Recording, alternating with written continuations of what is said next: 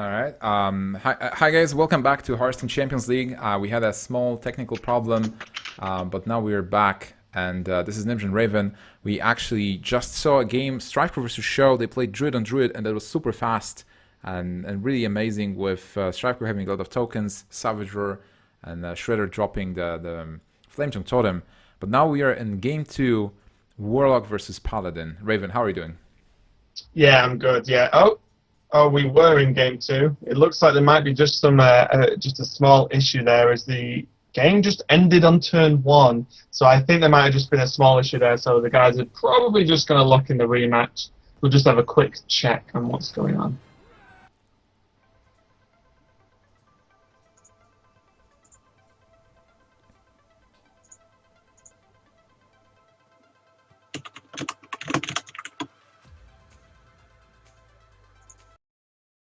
Back to crowd, just because there was some issues as you saw with the stream there.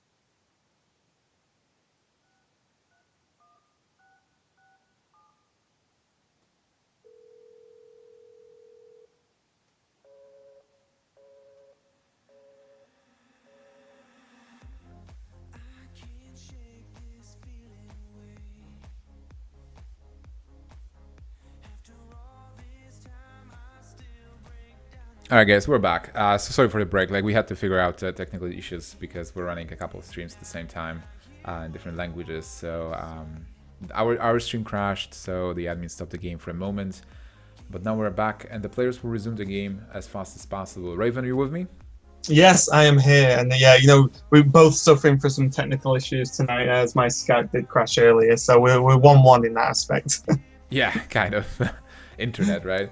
But what can you do? And well, we are able to watch those amazing games, sitting at homes and actually casting from our couches. So it's pretty good. Yeah, can't complain too much. But yeah, we're continuing. So the score with this is 1-0, right? Yeah, Strifecro won with that amazing Druid game. Very fast with those small dudes getting Flametongue Totem from the Shredder and rushed Sjow's Druid. And now I'm not sure what decks they will pick, but let's talk about the lineups. So what did they bring? Strifecro brought Druid, Warlock, and Paladin. Yeah, and then Sjow brought Warrior, Druid, and Paladin. So again, very those similar lines up in terms of the Druids being quite a common pick across the board. But we saw Strifecro's combo Reno Warrior, and I think Reno Warlock versus lining up pretty well versus Sjow's Warrior. So probably Sjow's gonna try and dodge that matchup specifically. Yeah, and I kind of want to see it again because it's like a no Reno Warlock. See, Reno Warlock about Reno.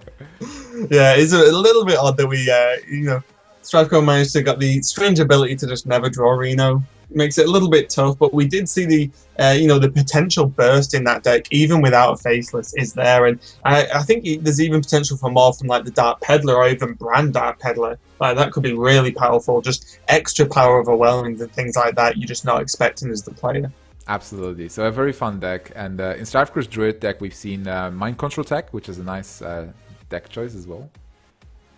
Yeah, really interesting because it's not like it's quite common in like more ramp style druid decks, but to just like whip a mind control tech in the sort of more standard druid deck list is pretty interesting. Just because it's a surprise factor, right? That's more than anything. Because a lot of people have been playing, like maybe just one shade and like putting in something else instead.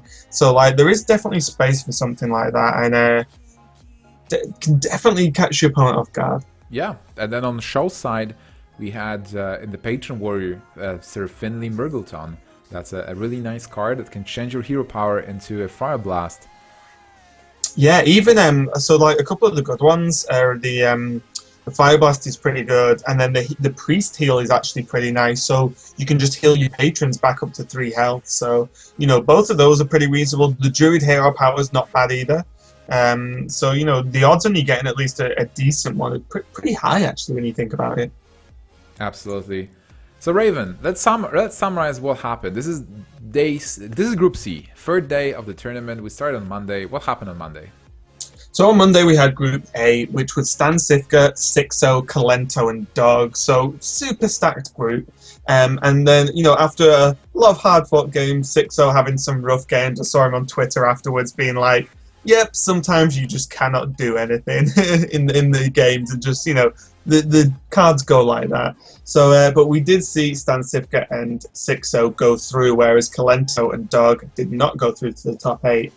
And then the next day was Group B with Ecop, RDU, Pavel, and Hoy. So another strong set of players.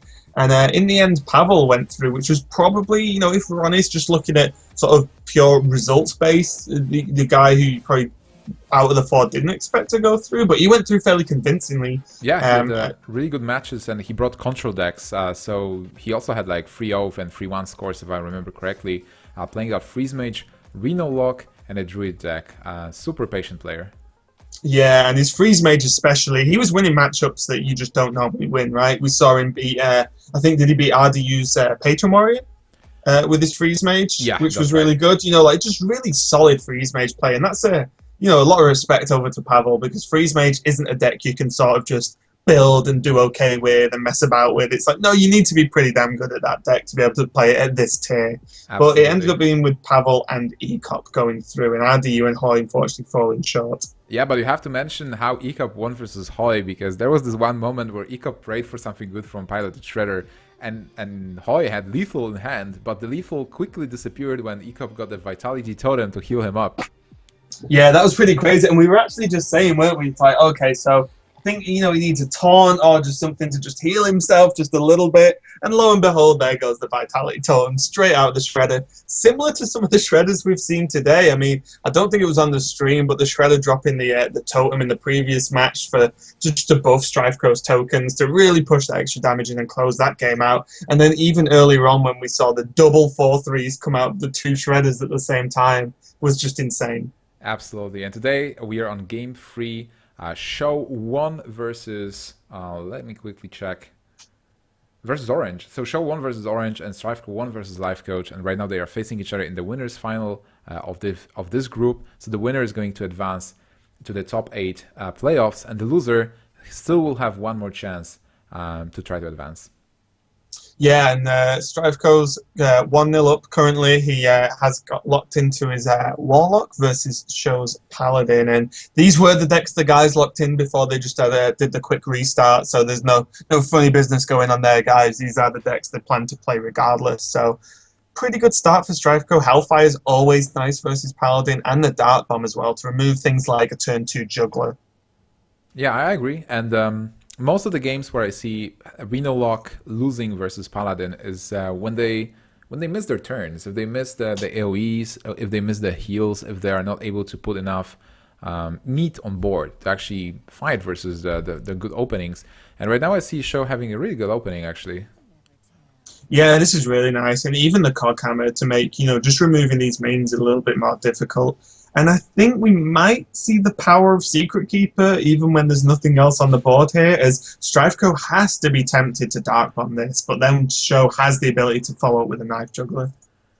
Raven, it is so crazy, but we haven't seen a Healbot and we haven't seen a Siphon Soul in Strifecro's deck yet. This is the first time we're seeing those cards, even though we assume that they are there. But I think like we've seen almost every card because the games were so long versus Lifecoach, and he had to play it twice. But this is the first time we see those cards, so maybe Yeah, we don't... Strifecro's actually running heals, Wow. which he's going to be happy at having, at least available for now. They're not amazing at this point in the game versus Paladin, but they're definitely going to help him stabilize, and maybe, just maybe, he'll draw into Reno. So deciding to life tab instead of playing Iron Begal to silence the Secret Keeper, which is fine. I mean, if there is like you all have to assume there is a possible coin into Master, and the Owl will be dead. So throwing away Owl doesn't do much at this very moment. Plus, he does have the Hellfire for turn 4, so he should be able to snipe that Secret Keeper at some point. Yeah, but the setup now from Sjow is really scary because Strifecro can't kill both, and if he kills one, he buffs the other one out of range of Hellfire. So this is definitely not enjoyable moment for Strifecro now. And not dealing with that Secret Keeper can sometimes basically snowball the game for the Paladin. And it's really unfortunate because Strifecro decided to not kill it with the Dart Bomb, which is the sort of more, a bit of a safer, just, it'll be fine. But then the times you do, you don't kill it. It can just run away, and we can see already it's just such a difficult board for Strifecro to deal with now. Well, what he can do is he can play Zombie Chow and tap if he feels like he needs more cards. He knows he's going to Hellfire next turn. The problem with that is he's taking a lot of damage, but maybe at least Zombie Chow is going to tank some. He decides to Dark Bomb and hopes this is not Avenge, but this is Avenge specifically.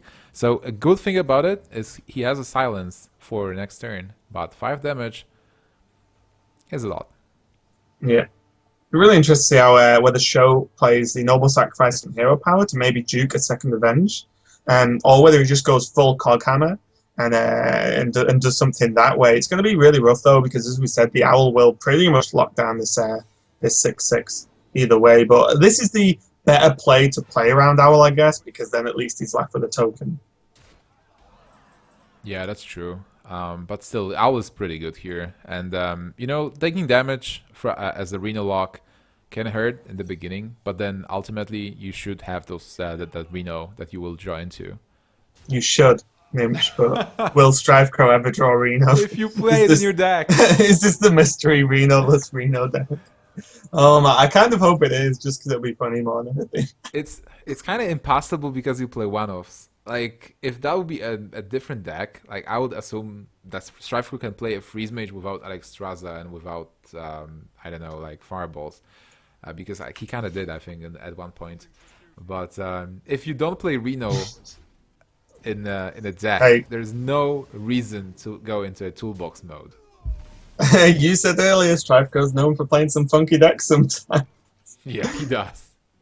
Okay, so Hellfire looks almost a given here. Is there any reason you wouldn't over the Belcher? Because the Belcher, dies to the tokens, whereas Hellfire gets reasonable value, resets the board, and it is only turn 5 for Sjow next. So it's not like he's leaving an empty board into turn 6 from the Paladin. So the problem with Belcher is that if there is Blessing of Kings, you just lose it. And the problem with Hellfire is that you float 1 mana and you still take 3 damage. So both decisions are... what about... Can you play Healbot here? Like, just slam Healbot, get to 25, and have a 3/3 on board that still has to be kind of answered? Yeah, it's a tough one, isn't it? I would just like to clear the board leading up to the Mysterious Challenger turn. The Mysterious Challenger on its own isn't really a threat because of Siphon Soul. Yeah. So I just clear the board now while you can, because next turn if you play something like a Keeper of Alderman, then that's out of Hellfire range, right? So then that becomes harder to clear, and then it leaves the minion. This is pretty good answer from Sjow though. I'll just drop a 5/5 on the board and negate any spells. So we are probably going to see the Sludge Belcher come down now, just to slow the Lothar down. Yeah, but it's pretty good for Sjow as well, because he has Coghammer on the next turn, and he can easily deal with the Sludge Belcher and keep his Lothar intact. Yeah, and we can see it doesn't actually eat into Sjow's mana in terms of the 6 drop, because he doesn't even have one. So if he had Challenger, that would be a little bit, different. So he kind of probably wants to play the Cog Hammer, obviously make the Belcher the Lotheb survive, but that's just easy. He has 2 Cog Hammers. He definitely wants to get these out of his hand. Now the big question is for Strifecro, is there anything better than a Sludge Belcher? Because he knows if he slams Sludge Belcher, it just dies to the 5/5. If he goes for, like the other plays, to get rid of the weapon, play Ooze and Defender Vargas, and then the Ooze stops Lotheb, but Lotheb doesn't die, and it's not like Strifecro really has anything to finish Lotheb off. Like, he will have the 2/3 and that's it. But it, again, he's floating 1 mana. Decides to go for Belcher, but I can't blame him for thinking about other possibilities. Yeah, it's definitely worth it. And the thing is here, I think Belcher's just the overall most steady play. It's unfortunate for Strifecro that this just does get demolished quite easily from Sjow, and now he has such a strong follow-up for turn 7. And Strifecro's running so low on health, I don't think this is a turn where he can happily just say, oh, I'm just going to play Dr. Boom and then deal with you next turn, because how much damage did he take? He's taken 8. So there needs to be 5 damage next turn, which is difficult for the Paladin to deal in 1 turn as additional damage, but also, is he going to just be put into the point where it's like, okay, I'm just not going to let you tap? Yeah, I think that's basically exactly what you said. Like, 5 damage is really difficult for Paladin to deal. So Dr. Boom is probably, this might be the last moment to play Dr. Boom quite safely and have a chance to find back for the board. And he still has the Healbot and Siphon Soul in his hand, so it's not like he cannot come back after playing Dr. Boom. Yeah, I mean, it looks like Dr. Boom's the only real thing that actually challenges the board. Anything else is just too slow. So although it's risky, a little bit risky for Strifecro, definitely the right play. And now it's how Show's going to deal with this. He could actually just kill the 7/7 with his face, kill one of the bombs, and then play his own Dr. Boom and say, right, okay, now you answer mine. But I kind of like just piling on the pressure and actually, even if he just goes like Sludge Belcher, Creeper, face with everything. What about his own Boom? Just 5 to face, 2 to face, basically 7 to face with Lotheb and damage, with weapon damage, and then play his own Boom and get the attack into bombs, if you want to proc the bombs. Yeah, and the bomb even hits and goes 1 to face, which has got to feel pretty good. Yeah, because you want to pressure Reno Lock as much as possible before they get Reno, so you hope there is no Reno now. But even if there is Reno, you're still in okay shape. Like, Reno is 6 mana, and you have your Dr. Boom, so Dr. Boom will have to go into Lotheb. But Strifecro doesn't have it, so what's the play here? Is it Siphon Soul turn? I think he just has to, right, to have any real chance here.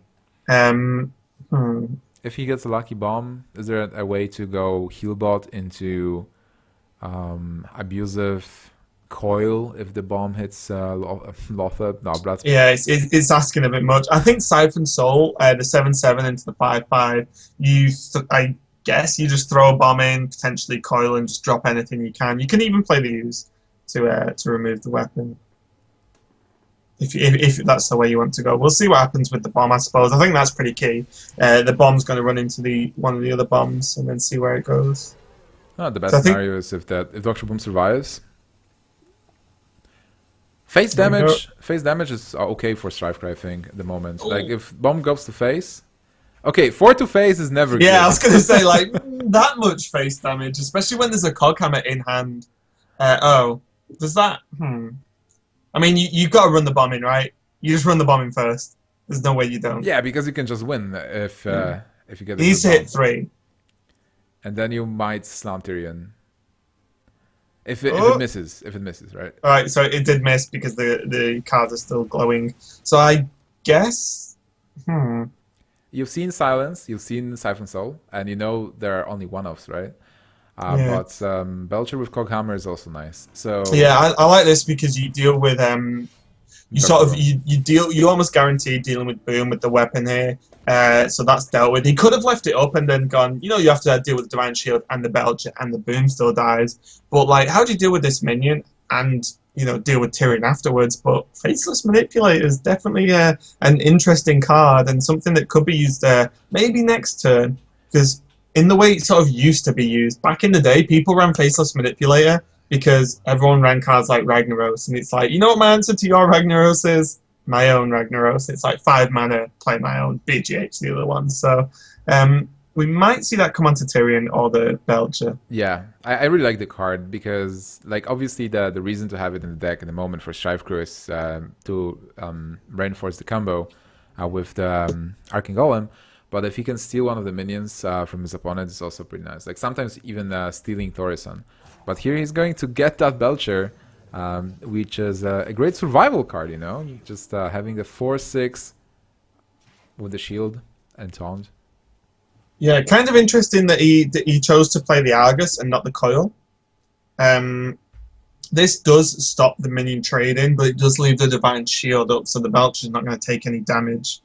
Because if there's any damage that comes down from, like, say, Consecrate to proc the shield, then the 3 attack from the Belcher, 2 attack from the weapon clears the first half, and now it doesn't with the Argus. But Mortal Coil onto the shield was definitely worth considering, I think. Right now for Sjow, I feel Tyrion finally, especially after seeing Faceless, you cannot feel bad about it. And the threat of Ashbringer, Strifecro being exactly at 5. And the Ooze was used as well, so you should be pretty happy about that Tyrion. Yeah, there's almost nothing that can really... I mean, trying to work out what about... Does he Peddler into Power Overwhelming, coil the Tyrion, kill the Tyrion with a Power Overwhelming 2/3? That's a possibility. Well, for now, he's not dead for sure because he has a heal bot. So getting something... PO. Is this maybe... Instead of PO, is abusive enough? If you take abusive here. Because you will coil the Belcher, right? And then... Oh, I was talking about... Yeah, you can kill Belcher. I didn't know if he was going to go for killing Tyrion, but I suppose he doesn't want to give him a weapon too quick. I think what he might be looking at now is the potential of... he still has that Arcane Golem Power Overwhelming, right? Yeah, he does. So, you know, he can still do some... He can still do 8 from hand if he can just sneak by this Tyrion. Oh man, Strifecro is trying to position himself to be aggressive without Reno lock, and it would be so crazy if he actually wins with this Reno deck. Advances, No, it would be crazy. And we never see the Reno. I was going to say, if he drew Reno, now that would be crazy, Ninja. And this means that the deck is good, because if you have a combo, well, it's not a combo deck, but if you have a deck based around a specific card, and if the deck can still win when you don't draw that card, this means that the deck is good. Yeah, it's definitely pretty reasonable. And the problem now is, like, so Boom's gone, Tyrion's on the board, a Belcher's gone. So this is when, once you start dropping your bombs as the Paladin, and then they start getting dealt with, If this you're is not drawing very good. Oh man, that was close. 6, 5, 9. That knife decided the game there. Sorry to interrupt you, by the way. No, it's fine. I'm just, yeah, because he's 1 off lethal now, right? Yeah. Oh, it's so close. This game is crazy. So, would you ever not avenge the Keeper of Alderman, the 1/1 here? Because I feel like it just puts too much power, so much power on the board, that you can just almost guarantee. Well, oh, can Shadow Flame actually? No, probably not. Yeah, but it is now. Oh, it's Reno. Oh man! Heal. Finally, changes everything. I'm just thinking, is Power Overwhelming the 2/1 Shadow Flame? Clear the 2 1/1s. So your opponent has 5 damage from the weapon, no cards. Next turn you Reno, and then just win through that. Yes. I think that's a really tasty win. Because suddenly 15 damage doesn't matter so much when you're on 30, and that 15 damage is over 3 turns. Yeah, and you still have Arcane Golem in your hand. Oh man. and you still have the minions, right? Because exactly. the two minions kill the 2 1/1s, and it's a 3/1 and a 2/1, so that's gotta feel pretty good. And Paladin's at 10. And how? Yeah, and I guess you just play the Golem because why not? Yeah. Yeah. Wow. All right. So you can clear those minions here. There is an Ashbringer, but it doesn't matter. Sjow needs to top deck 6 damage somehow. I don't... Well, the issue now for Sjow is that Shredder, as we've seen this evening, Shredder drops win games, but unfortunately he cannot kill his Shredder fast enough for him to get something insane. So what a game, like, on the back of that Shadow Flame, actually. Oh man, and the Reno is actually useless now. Like, the Reno wasn't even needed. He'll It's win even more. definitely crazy. I suppose the idea there is that like if Sjow drew a Belcher, then suddenly the damage is threatening from the weapon. But yeah, Reno wasn't even played. At least we saw it though. We know it's actually in the deck. Yeah. Have you started doubting it after all the questions? No, well, no. What I was genuinely worried about is like come on, you must have where you build a deck and then just like put a other card in by like a different 6-drop. Like Sylvanas was in there by accident or something else, and you've just not put Reno in it. It's like a Strifecro just forgot Reno in his Reno block. Well, I think the explanation there would be that Strifecro is actually living with some teammates, kind of. Like he's living with High and Tides of Time. So like High could have make a joke on him and just, Strifecro's in the bathroom, High sneakily goes into the room and then gets Reno out of the Reno lock and puts something else, like a second Shadow Flame. Sometimes crazy things can happen. I mean, I was streaming the other day and I was playing Patron Warrior and at some point drew Wobbling Runts. And I had no idea how or why, but Wobbling Runts was in my Patron deck for one game, which is very interesting. Was it good? No, not even close. There's a reason you've probably never seen that card in competitive Hearthstone, ever. Oh, man. Okay, so Strifecro is leading 2-0 versus Sjow because he won with the Druid in a crazy game, and now a really fun game versus Paladin, which was really close. And it seemed like Sjow has it. That Shadow Flame changed everything, right? But again, like Strifecro at all times, Strifecro was super close with the Power Overwhelming Arcane Golem combo. Yeah, and what's kind of interesting as well is I don't actually think the combo from Strifecro affected Show's play that much. Like the potential of it. I think Sjow just tried to be the dominant force in that matchup and just pressure Strifecro enough that the combo doesn't matter. But we did see that Shadow Flame draw was, well, pretty much game winning. And now Strifecro's falling back on his Paladin as his last deck, I believe. So, when you've got your Paladin to get one game out of potential 3 when one's a mirror, Strifecro's got to be feeling pretty decent here. Absolutely. And the players are preparing at the moment, trying to connect and start the game. So, if the Paladin wins, Strifecro advances, and Sjow will be knocked out of the loser's bracket to wait for his opponent to show up, either Lifecoach or Orange. And if Strifecro loses, then Sjow has a chance because, not that far away, but Sjow was losing versus Orange, 0-2. And then he won the series, 3-2. Yeah, it's definitely doable, and I'm quite enjoying the fact that he's waiting his opponents to show up. So that was pretty good, Nimsh, whether that was on purpose or not. I approve. But yeah, I mean, Sjow did the reverse sweep versus Orange, like you said, like mere hours ago. So there's no doubt he has the potential to do it again, and it looks like it is going to be his Warrior versus the Paladin, since you just pick your best matchup first. Let's just get the win there. Yeah, absolutely. So Warrior versus Paladin is a really nice one, especially with Finley Murgleton, where you can change your hero power into something useful, like a Fire Blast or Shapeshift, or even Rogue's hero power, which is really nice versus those dudes. Then Paladin versus Paladin, Sjow, we know that Sjow is running Secret Keepers, so that's a possibility as well.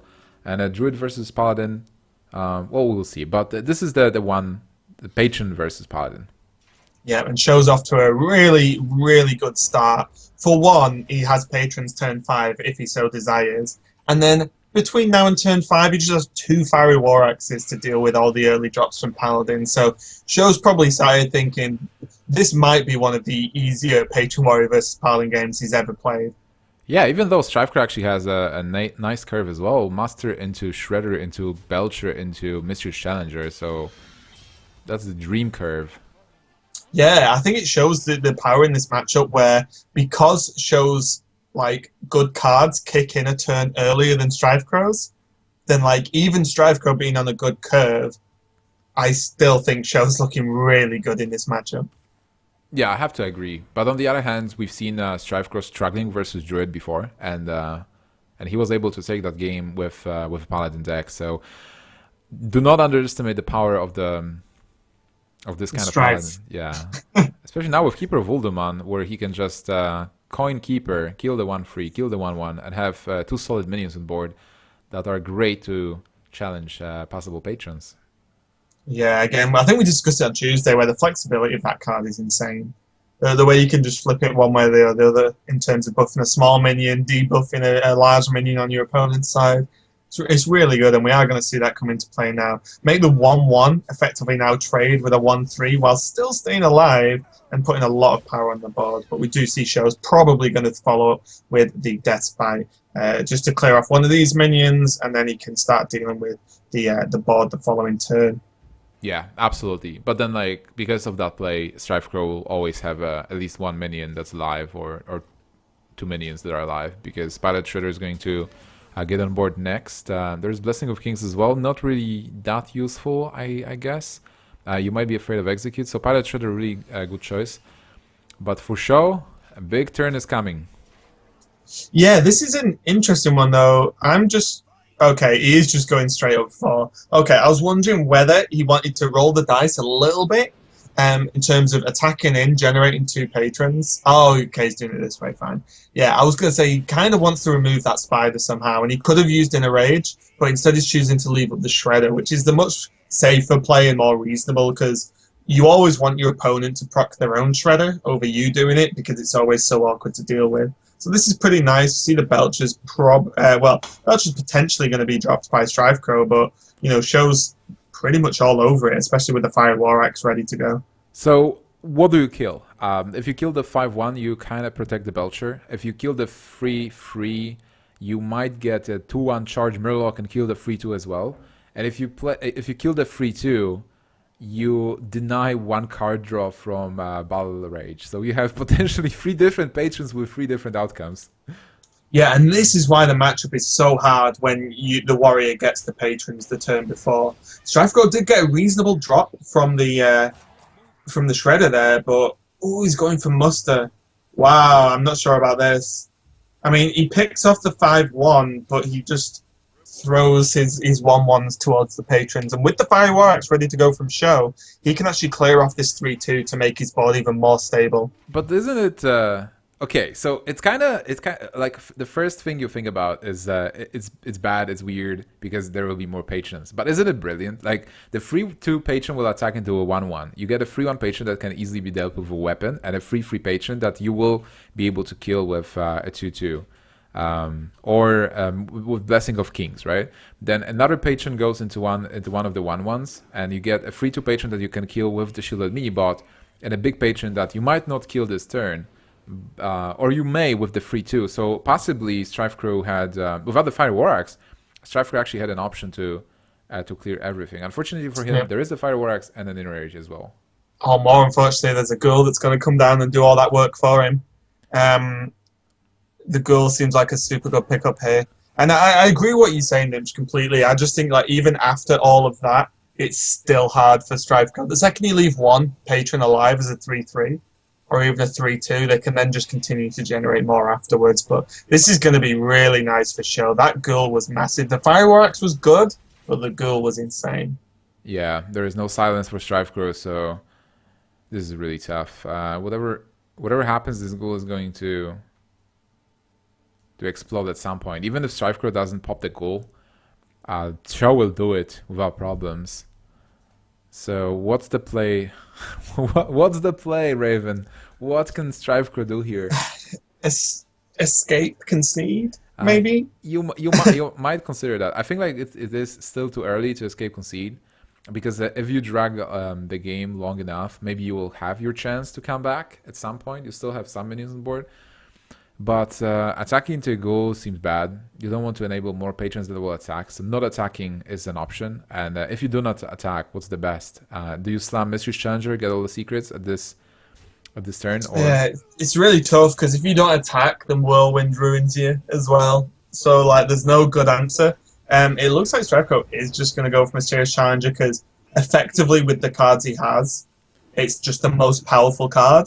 I guess he's going to kill a 3-2 with the mini-bot. Yeah, just clear that off. There's only 3 patrons now. Okay. And again, what this does is similar to what you're saying earlier in terms of the attacks, where you imagine either the Armorsmith or the 3-3 patron's going to run in. So then at least 2 patrons are on 1 health, right? So, you know, like there's something. You have 2 on 1 and 2 on 3. And then deal with that. So it makes it a little bit easier, but I really think Strifecro needs to get into Tyrion. to have any good chance of surviving this. Or maybe a really good consecration if you fill out the board and there is 7 minions and you somehow can consecrate to kill everything. But he was playing one consecration, I think. We've seen one at some point. Yeah, and the consecrate would be, and yeah, you're right. Consecrate would be another potential out. This is so scary though, because what Sjow can do. Oh, okay, he's going for the trade this way. He is going to use the execute, but what I was going to say is he's in the position that we saw earlier in the match where you can just ignore the big guy because you're on like over 20 health, and you'll just swarm the board even more. But he's able to use the execute and just clear up and still have enough patrons for, let's be honest, for Tyrion to just not really be an issue. Yeah, and it shows why this matchup can be really good for Warrior. Even though Strifecro had the curve, he had everything there, up to Mysterious Challenger. Sjow is still in absolute command of the match, of the game. Yeah, and but the key thing to remember is, like, imagine if the patrons didn't come down, right? Strifecro just like, rage quit. Yeah, Strifecro's like, left. Whatever. You just kill me, I'll be back in a minute. I'm just gonna go and grab a drink. But if the patrons didn't come down as smoothly as they did from Sjow, suddenly you start to think, like, you look at Strifecro's board at the time, and suddenly it's actually pretty scary for the Warrior. But being able to get those patrons on, I mean, they're still on the board. Like, what are we on, like 3 turns later? Then they're still there. There's just nothing that Strifecro can actually do about it. So much to the extent that he's actually just left the room. Yeah, so Sjow is still alive, and he's winning with Warrior, and this is exactly how his comeback versus Orange happened. He won with that Warrior, and then was able to win with Paladin.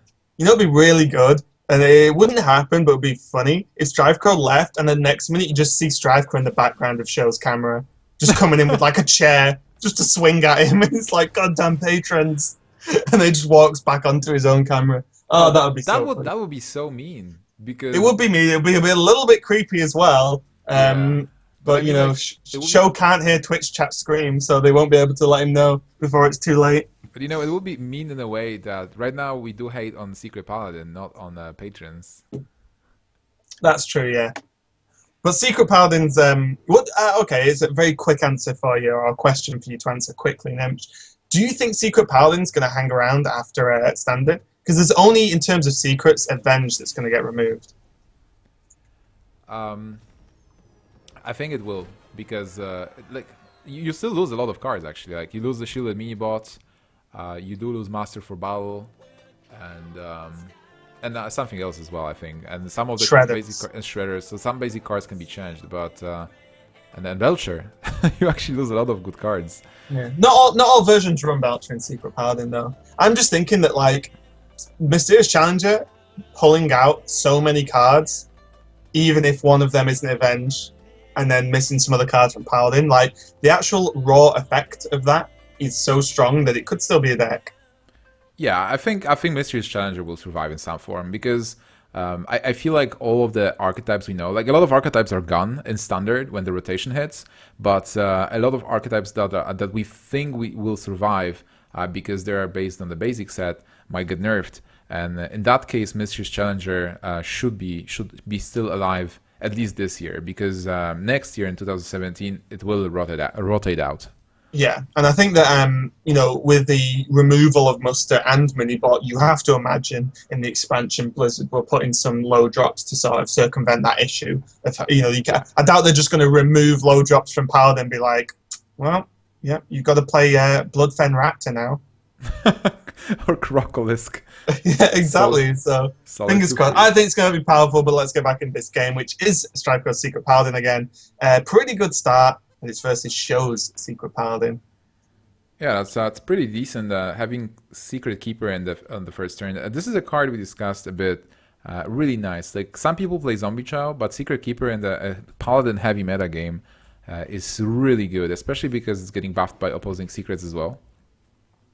Yeah, it puts on so much pressure when like one Paladin has one and the other one doesn't. Like that's so bad for the one that doesn't, because you start to just have to play really wonkily. Because as we saw in the earlier match, if you ignore it, then you know, like that's going to be an issue because it can potentially grow, but it might not. So like we saw, like it not get dark bombed, and then like a turn or so later it was a 6/6. So like, you know, things like that can happen. But Sjow, being able to deal with this pretty well, I think. If the muster ever hits, oh wow, okay, Wow, that was a yeah, really important miss. that's pretty horrible. And he's like, why did this happen? I And look lost what my shows juggler. is And, Sjow gonna trade? and Because this if is he so funny doesn't, look because what Strifecro's gonna do to him. he had a clear kill with the Coghammer. If you would play Coghammer instead, he just goes phase or into it and gets the Noble Sacrifice out, and then the Divine Shield Juggler kills it without any problems. And now, even though the percentage chance was really low, he still missed it. Yeah. Do you? I mean, so Consecration is another card that are very, very important in the mirror, as a lot of decks don't run Consecrate, and some run one. I personally like one because of things like this. You just answer muster and completely blow the Paladin out, or your opponent Paladin out, should I say, and just clear up the board. And now Strifecro has the. He is behind in terms of it's the weapon and the shredder versus nothing, but surviving that muster and then being able to clear it off was probably worth that. Yeah, absolutely. Thanks to that, he is actually in an okay shape, more or less. So, looking at turn 5 from Sjow, he is going to get a minion, and it will really depend on what kind of minion he gets. A 2/2 bear is not bad, but whatever he would get, it was probably a Coghammer play anyway. Yeah, he could actually just mini bot Avenge Hero Power. Feels okay.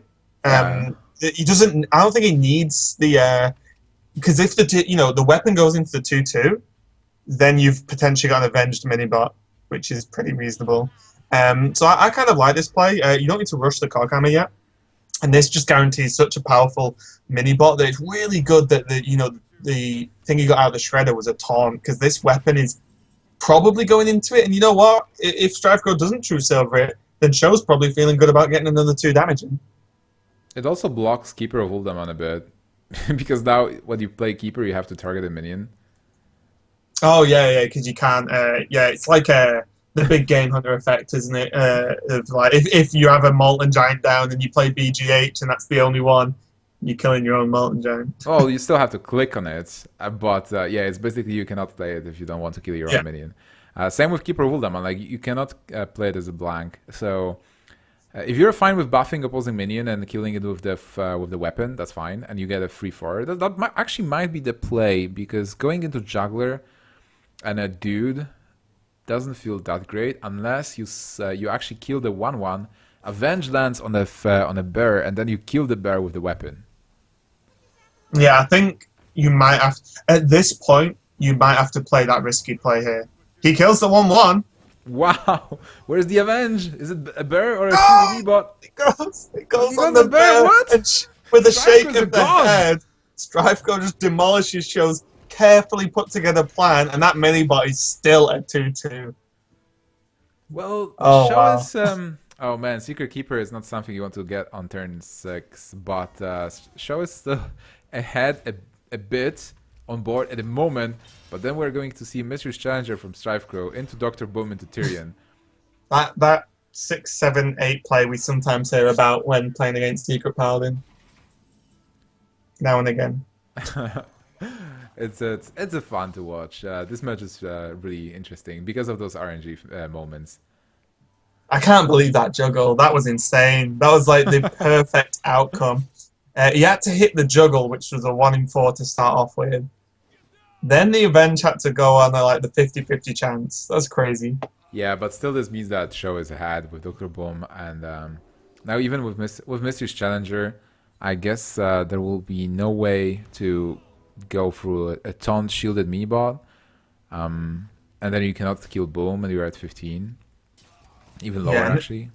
And this is really displaying the difference in playing Mysterious Challenger pretty much on its own versus playing it on a board with a few of the minions down. Because this single minion now is worth nothing, because all it can do is kill a Divine Shield. And that's 13 damage, so that's lethal. You can go for Keeper of Uldamon to reduce Dr. Boom, and then you get the shielded mini bot, I guess. So that wasn't a bad pickup for Strifecro, even though it didn't look that exciting with the cards next to it. But he's not dead yet, at least. Yeah, and the thing is, he has Tyrion while Sjow's just trying to Haunted Creeper. So again, Sjow can dump these on the board, and hopefully if Sjow the bombs will do a lot of work now. But when Tyrion comes down, like, Sjow needs a pretty quick answer because at the moment, nothing really threatens Tyrion once these bombs are gone. But when your bombs hit for 4, and just straight up kill something, then fair enough. So it's still a fair game. Like, actually, the bombs would whiff. Suddenly, Strifecro has a huge lead with that Tyrion. But if the bombs actually work and Sjow is able to stop the 10-7, or at least keep the 2-2 taunts from the 10-7 connecting and just pushes Strifecro even more, maybe he'll be able to have enough of a big board to go through Tyrion, because he's still comfy on the 19 health. Yeah, you can definitely afford to take a hit. It's whether it's really is just about where this bomb goes onto how comfortable Show's going to be. All right, Mr. Bomb, where do we go? Of course, it killed another minion. That's not bad.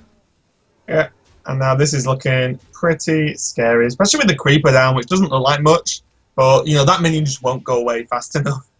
So is it enough to go for Tyrion and deal damage? The 2-2 is going to get killed. Ooh. Then there is a... Oh, that actually might change things, because now you have a big taunt with Divine Shield, which is basically as Tyrion, and you have minions to come back as well, and then you have Tyrion as a follow-up. So that might be much better. Yeah, and looking at this, he can only just kill the challenger with everything he has. So he would go weapon into the 2-2, challenger into the boom to use the Divine Shield. Then all he can do next turn is kill the challenger, unless he top decks something, of course, for extra damage. The downside is Strifecro will be on 2 health, but the upside is if he survives that next turn, he then goes on to Tyrion, which is then something else the Paladin has to get through. Yeah, that's true. Yes, I think it's still really good for Strifecro here. And I think you have to do the card camera play. Yeah. Especially because then you get the Shredder on board, can trade up. And there's obviously no way to go into go face, because then you're just dead. Yeah, this is looking okay. This is gonna be really close. Oh wow, another creeper. So that's a blank. You have to kill the challenger. 3, 5, but you can't do it. Like, you have to face tank the challenger. Not even face tank, just deal that 1 last damage, right? Yeah. Oh man, like even a secret would be okay, because then the secret saves you 10 damage. That is pretty crazy. And Strifecro at 2 health. 2 health, but then Tyrion, and actually if there's an Iron Beak or Consecrate, then Sjow wins. This is getting really close, and the thing is, does Sjow even run those cards? I know a lot of paladins don't actually run an Owl or a Consecrate. Yeah, so like Owl, I think Owl is less common. Owl doesn't really play. Is there a possible Juggler? Like, if Haunted Creeper survives, then maybe Juggler will be the way to win this game. Yeah, it's definitely going to be tight, and Strifecro's just going for it and saying, right, Sjow, you need to draw an answer this turn or it's over. Keeper of Uldam, Sjow draw lethal? He procs the shoot. No, he can only do... Oh man, he got a Juggler! He got a Juggler, he has 3 Juggles! Oh god, here we go, guys. Everyone's favourite part of Hearthstone. Oh man! There's one! There's one to face? What? Oh wow! Can he kill him? Oh my god! Strifecro just took that damage! Oh my god. Oh man. Oh my god. That juggle. I told you, Raven, I told you. Oh god, that's insane. And the thing is, it's not like, oh, you know, hits 1, misses 1, hero power hits another one. It's like, no, I'll just make 2 tokens and kill you with them. It's like, wow, okay, what a game. Lethal, easy. Oh yeah, all you do is just play juggler, then hit 2 juggles. They're perfect. It's fine. You know what's the best part? Like, this is one of the most beautiful parts of being a caster. Just name the play and it happens in front of your eyes, and you can't believe it happened. Oh, I thought you meant like laugh at other people's misfortune, but yeah, that's fine. Well, yeah, call it as you want. But yeah, it's pretty nice when you just call it exactly how it happened. But this is rough now. I mean, for Strifecro, I mean, Sjow, we already saw against Orange come back from 0-2, and he may well be about to do it versus Strifecro. So it doesn't like to do anything too easily, Sjow, by the looks of things. Likes to take the hard road, but he does manage it. Well, you know, he loves Hearthstone, he loves playing Hearthstone, so he can kind of put himself in a position where he plays more games. Like, why play 3 games versus Strifecro when you can play 5? Yeah, why not? Let's just play more Hearthstone. That's what we all really want to see, isn't it? Well, you do play for those moments with the Juggler, right? Yes, that's why I love Hearthstone so much. The juggler effects. It is absolutely going to make it to my next music video on Hearthstone that I do. What those juggles? Yeah, yeah. Fantastic. I look forward to it. All right, so the last deck for Sjow is Druid, and Strifecro still trying to fight with that Paladin deck. And what do you think? This is a good matchup for Strifecro, right? Yeah, I think it's going pretty good. And let's be honest, Strifecro's luck can only get better at this point, as that was pretty grim. But yeah, I think it's okay. But Druid always has the capability to ramp and then just overthrow any deck. To be honest, and the second Strifecro doesn't have a good answer to a Druid of the Claw, things might get really difficult. I wonder how affected he is by those juggles. Yeah, I'd be a little bit upset if it was me. But it was the fact that it wasn't like, oh, we hit 2 out of 3. Fine, you have to roll 3 to 4 juggles or something like that. It's like, nope, just 2 juggles. He didn't even hit hero power preemptively. It was just like, nope, I got this. I got this, right? The creeper juggles, they're fine. All right, looking at Strifecro's hand at the moment, Noble Sack, Divine Favor goes out. Holy Creeper can stay. That's a 2-mana minion. And he's looking for, well, Secret Keeper, Master for Battle, just to have a good opening, aggressive opening where he can deal as much damage in the beginning as possible. Yeah, and even off curve, like a mini bot wouldn't be terrible, because then if you go into like mini bot, Blessing of Kings, you can suddenly remove that Druid of the Claw that's going to come out. You expect to come out on turn 5. And he gets 2 secrets, which is quite bad. You don't want to have secrets. And the Divine Favor. Oh man. At least the secrets help him clear his hand for Divine Favor. Yeah, it would be okay if not for the fact that Sjow actually has a really good hand. Sjow has almost like a god hand. Would you specifically want versus Paladin when you play this matchup? You want that swipe that I mentioned before to have a counter versus possible Master for Battle, and you really want to have Innervate into Piloted Shredder or Innervate into Keeper when something is being played. You want to pressure first, and this is so good with Sjow having not only the turn 1 Piloted Shredder that cannot be contested, he has Wrath on turn 2 if needed to draw a card or maybe kill something, or even Shapeshift, and then he has that swipe on turn 4 as a follow-up to turn 3 Master. Yeah, and from Strifecro's side, although the Secret Keeper looks like a really good pickup, I would be pretty surprised if he didn't play Secret Keeper Noble Sacrifice. But that does get locked down pretty hard through Wrath. So it's going to be rough, because the other secret is Avenge. So this is going to be it's going to be really rough for Strifecro, at least at the moment. Can he go for Creeper? Because whatever happens, Creeper stays on board somehow. And then you have 2 spiders for a possible Avenge. Yeah, I think because the Avenge, that's probably why Strifecro's really weighing it up. I would always, because you feel like after an Innovate coin Shredder, you feel like you get in the mindset, oh, he can't have Wrath, right? So like it's very difficult not to play the Secret Keeper and the Secret there. But you're right, the Creeper is pretty good just for the Avenge potential. I think the problem with the Secret Keeper Avenge was that it just gets countered by the Shredder. So Shapeshift phase and Avenge procs, Shredder attacks into Secret Keeper, and you have nothing and they have a minion. But here Sjow is the one to pressure, deal some early damage. That's what you want to do as a Druid in the matchup. You just want to put Paladin as low as possible so that when they play Mystery Challenger, just say well played and go for face and win the game. Yeah, exactly, because you hit the point where you can actually just ignore it. And because it's a Druid, you can just hero power through that Noble Sacrifice. That's always something that can make this matchup a bit awkward for the Paladin sometimes, when you can't put the opponents in those positions where you kind of just have to attack with a minion, and then you make the minion really awkward, the one that they have to attack with. Strifecro's just going to follow up here with the Secret Keeper and the Noble Sacrifice, so he probably is going to eat a Wrath this turn.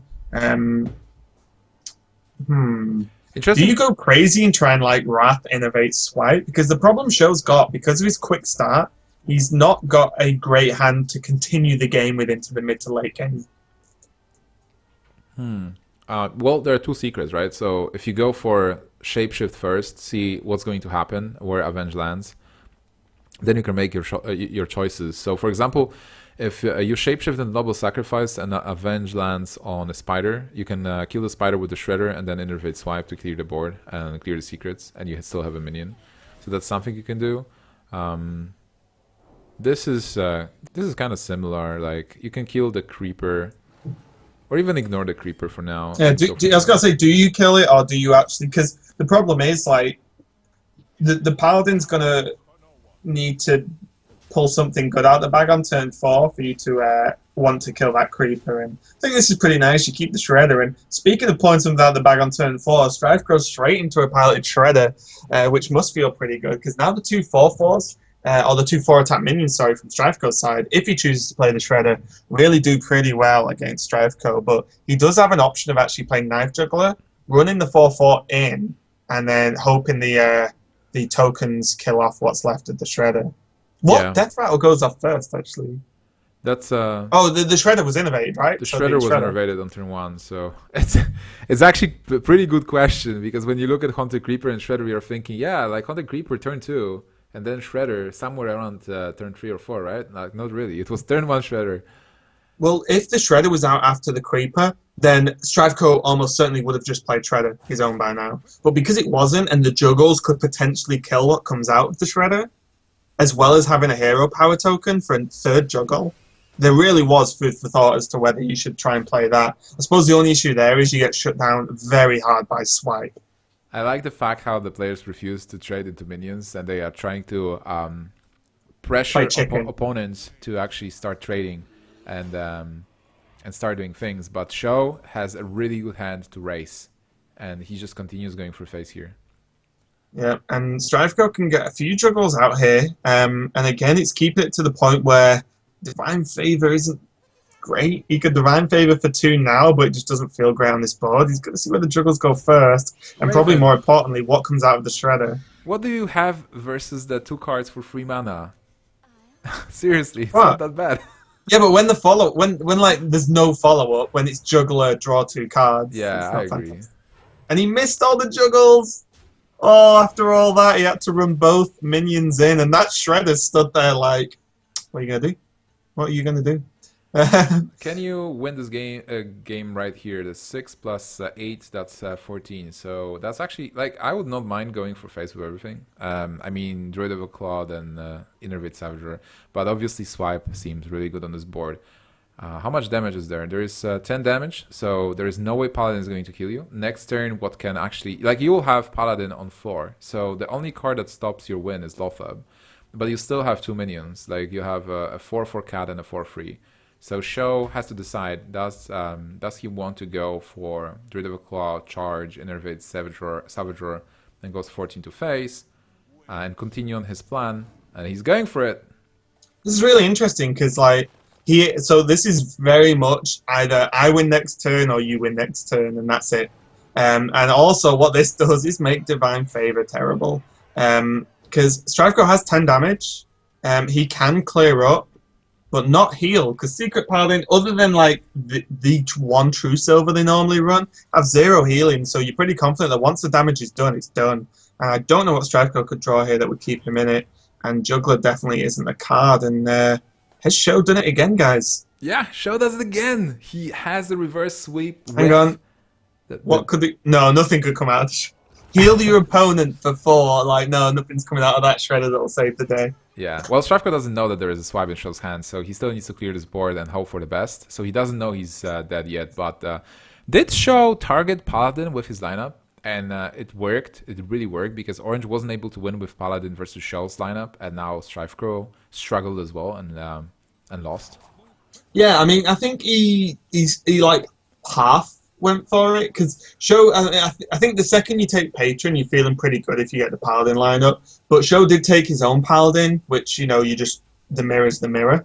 And then with his own Druid, which is pretty standard. So I don't think Sjow particularly aimed at Paladin, but I think he actually just likes Patron Warrior a lot. I think that with those juggles in the last game, he specifically aimed at Paladin.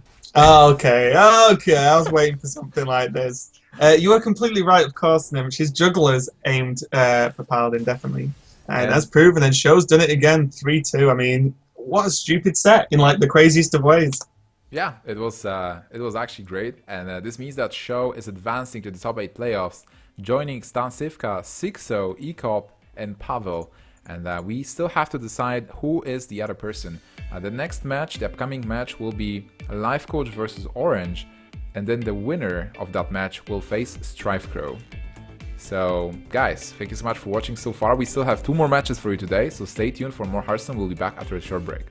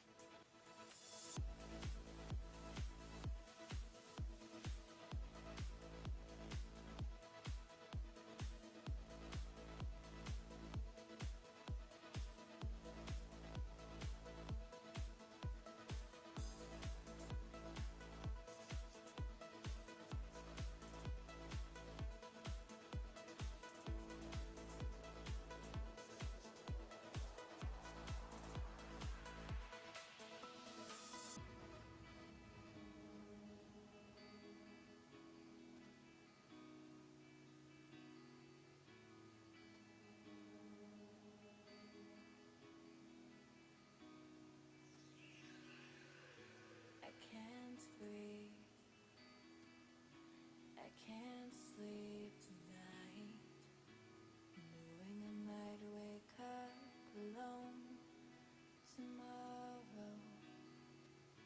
I can't breathe, I can't close my eyes, 'cause there's a feeling somewhere inside.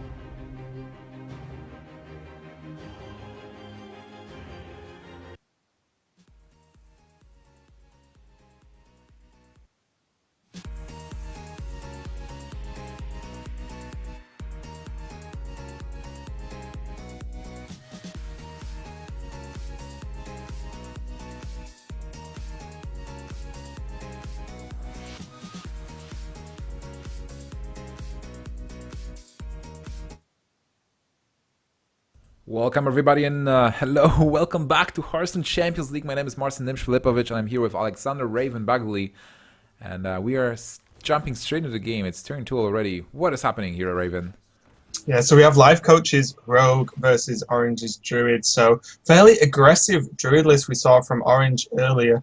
We did see the Fell Reavers, and Lifecoach is playing his sort of slower Rogue with the Gadget Zands and the lack of oils by the looks of things as well. So pretty interesting lineup. Two decks that aren't too common in the competitive scene at the moment. Definitely both players are doing their own style here.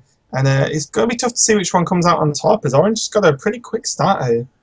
Yeah, absolutely. With that aspirin not unanswered from Lifecoach, he was able to get the Shredder earlier, and then he will be able to play Druid of Claw. Is there even an answer right now to deal with it? Not really. So Lifecoach will have to decide on one of the 4 drops.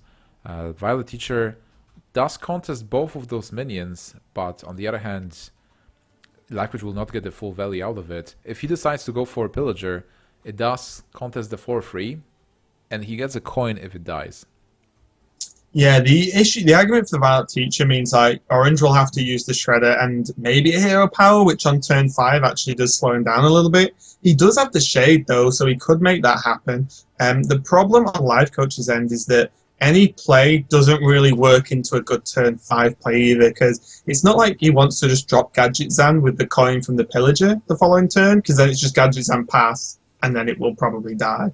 So really awkward, and Lifecoach is going to go for the Teacher just to make Orange's turn as awkward as possible, I guess. Yeah, sometimes you just have to go to use those plays to fight versus aggro decks.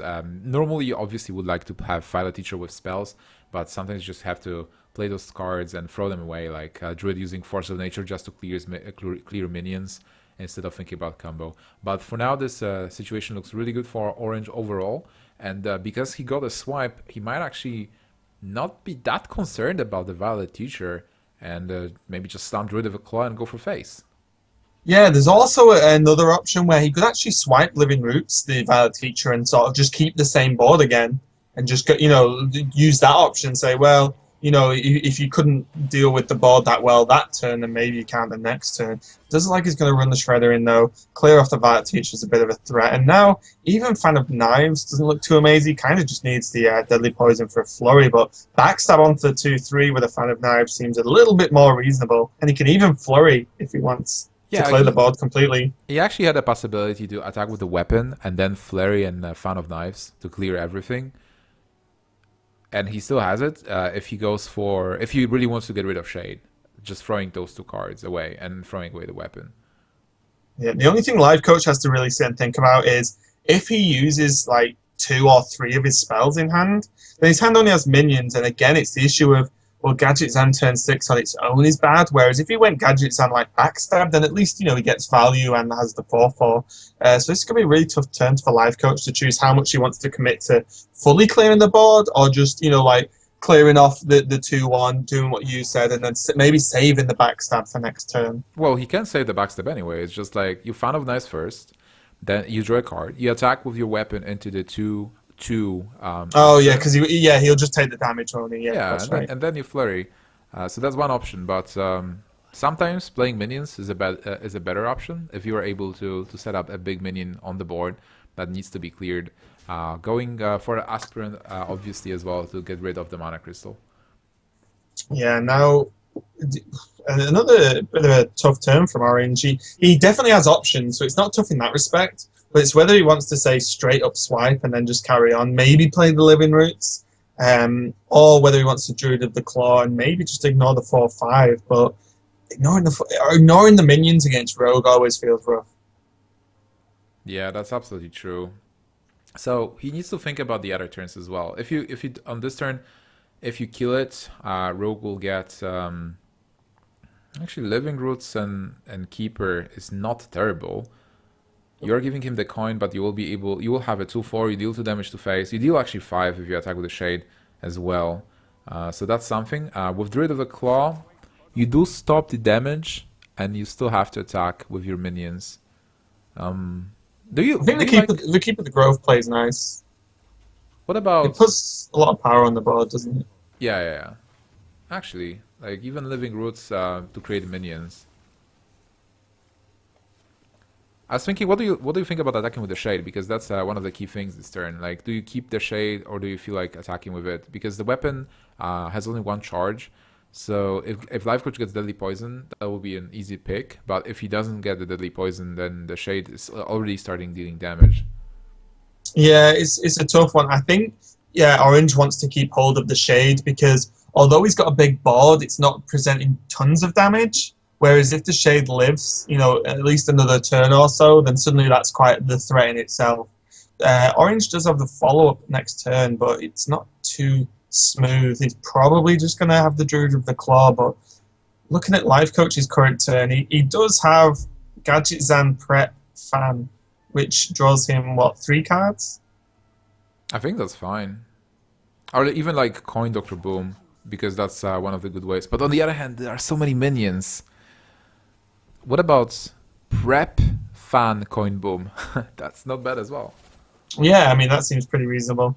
That's a good out. I guess he's gone with the route of Boom puts so much pressure on the board, and Gadget Zan, it will draw him 3 cards, but when his next turns, if he'd done the Gadget Zan turn, if his next turn was going to be Boom anyway, then does he need those cards at this moment in time? The problem was, like, he really needed to fan because the problem was too many minions, and you always have to think about Savage Roar. Yeah, interesting thing about Orange's deck, we said it's like more aggressive, but we haven't seen things like the Raptors or anything. It's still Shade. So do you think this is more just mid-range Druid, but with Foul Reavers? Well, considering the fact that Strifecro is playing Green Lock and we almost never saw it, I assume he can still have jugglers and cards like that in his deck. He's just not drawing them. Yeah, that's true. And the bomb's just straight up killing the Shade. Kind of doesn't feel fantastic for Orange. And now he tanks 7 to face to clear off that Boom. And now Lifecoach has got the initiative here. Double Flurry is not great, but having a Belcher is always nice. There will be Dr. Boom from Orange, though. Yeah, and maybe he can.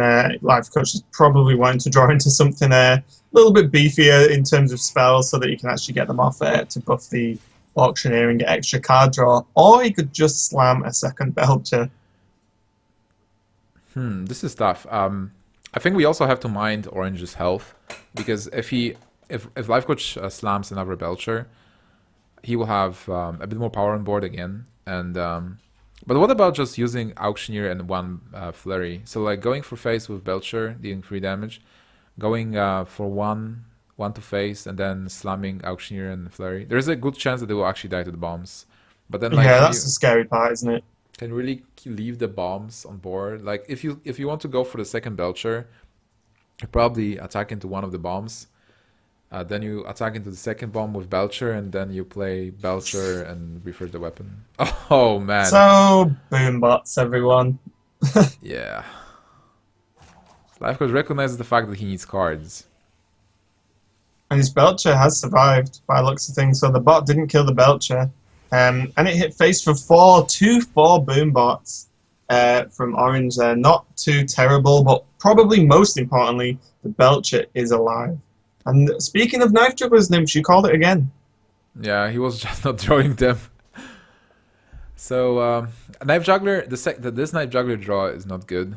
The other one was fine, but now Orange is in an awkward position where he will not be able to kill Gadget and Auctioneer, and that's bad. Like you'd always want to kill it versus Rogue. Yeah, I mean, does this just look like Knife Juggler Druid of the Claw here, or do you think you have to go all in with Foul Reaver? And again, Orange is at 13 points of health. Fortunately for him, he's getting a taunt. But if Lifecoach gets enough damage, he might position himself to win the game in 2 turns just by dealing damage.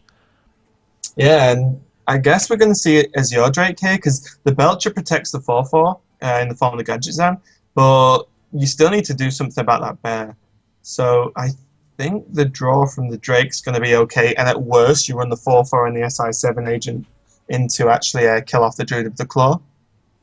You can still squeeze in Flurry, but it doesn't do much. So you really want to draw something like Eviscerate to deal with Dr. Boom easily. This is a really close game. This is really and the problem is like Eviscerate would be good, but then you would have to draw on something to actually deal with the Druid of the Claw as well. He is going for the hit and the Flurry to hopefully draw into something there. I don't know, like draw into the Eviscerate maybe. Okay, he got a Pillager, so he will be able to kill the 4/4 here with Auctioneer, and he's still alive for the moment. What can Orange get? Savage Roar. This means nothing for now, but it will be really good next turn, especially because Orange can still play double Juggler and Full Reaver this turn. Yeah, and if Orange actually clears off and gets the juggles on this 1/2, that's actually pretty big, because Lifecoach is going to be hard pushed since the Flurry's already gone. And there are some knife juggling. Some knives are flying here. And Savage Roar in hand. Backstab. Well, the problem is that Hero Power can deal with the 1/1, and then you have this Fell Reaver that you have to do something about. Deadly Poison, not really. You cannot kill everything, so Fell Reaver kills you whatever happens. Yeah, I think this is just game, because as you said, you can't actually deal with enough of the board to make Fell Reaver a problem, and the Druid Hero Power, that one juggle going down as well. If the one juggle hitting the taunt didn't happen and he could clear off the board, then at least it would mean the Fell Reaver would have to attack in. But there we go. Lifecoach does lose the first match, and Orange takes game 1 with his Druid. That Druid deck is really fun. I mean, it's a bit different than the normal Druids you see, and it was popular a couple of months ago, but recently I haven't seen it that often. Yeah, I think everyone's been playing like the tried and tested mid-range Druid, because it performs like reasonably well across all the board, whereas sometimes like the inclusion of Fell Reaver can be locked down really, really hard. So let's talk about the lineups a bit. Orange is out of the Druid. He won't play it again. He still has his own Rogue, and he is a Paladin. where Lifecoach, well, still Rogue is still alive, Druid and Warlock, and his Warlock is a Demon Handlock, and again an interesting pick.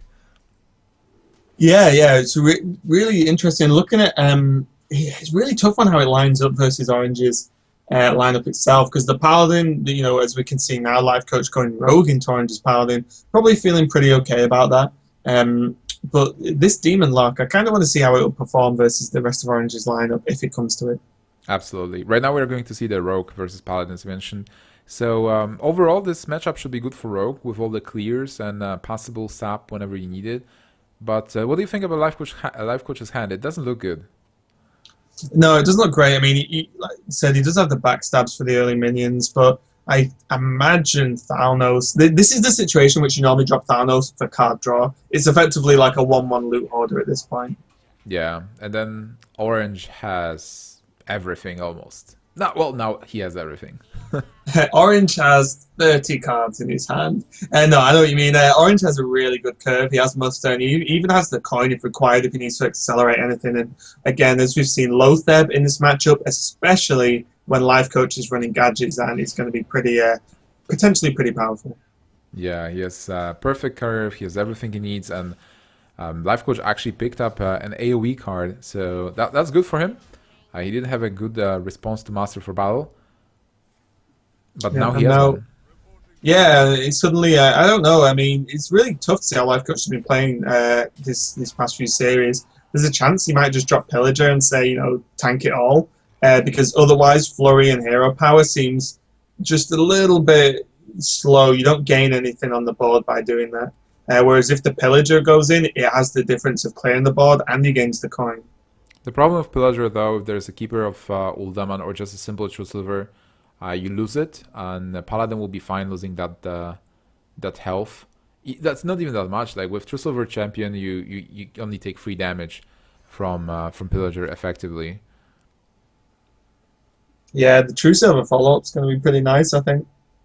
What do you actually like, though, the True Silver or the Keeper to put a minion on the board? I think True Silver is a bit better, because you still keep your 3 minions on board, and with Keeper you just almost lose everything. Like you have a 3/4 and a 1/1, or maybe Keeper actually, because you can attack with a weapon. So it's really close. It's really close call here. I think the good thing here is, and why True Silver won out, is because next turn is like either another Pillager, Azure Drake, for example. Almost any minion Lifecoach plays next turn is dead, guaranteed. And then he can still do things with Keeper now, or save it till later if he needs to, because next he has Lotheb or Coin Challenger with 2 minions still on the board. Yeah, that's super strong. That's the benefit of weapons mostly, that they give you a great attack for 2 turns at least. Yeah, definitely. You sort of drop a little bit of board control to gain tempo over the course of 2 turns, which we're going to see coming now, and which is why Lifecoach didn't obviously just play the Azure Drake, because he knows it just straight up dies to the True Silver. So he wants to bait out the attack of the True Silver on the 3/3 and have a better Azure Drake later. Also, Azure Drake can provide him with a nice Eviscerate for 5 damage, which will be a tempo play. If there is something else than Lotheb, like if that would be a Sludge Belcher, he would possibly just play Azure Drake, Coin, Eviscerate next turn. But because it's Lotheb, it will be a bit awkward.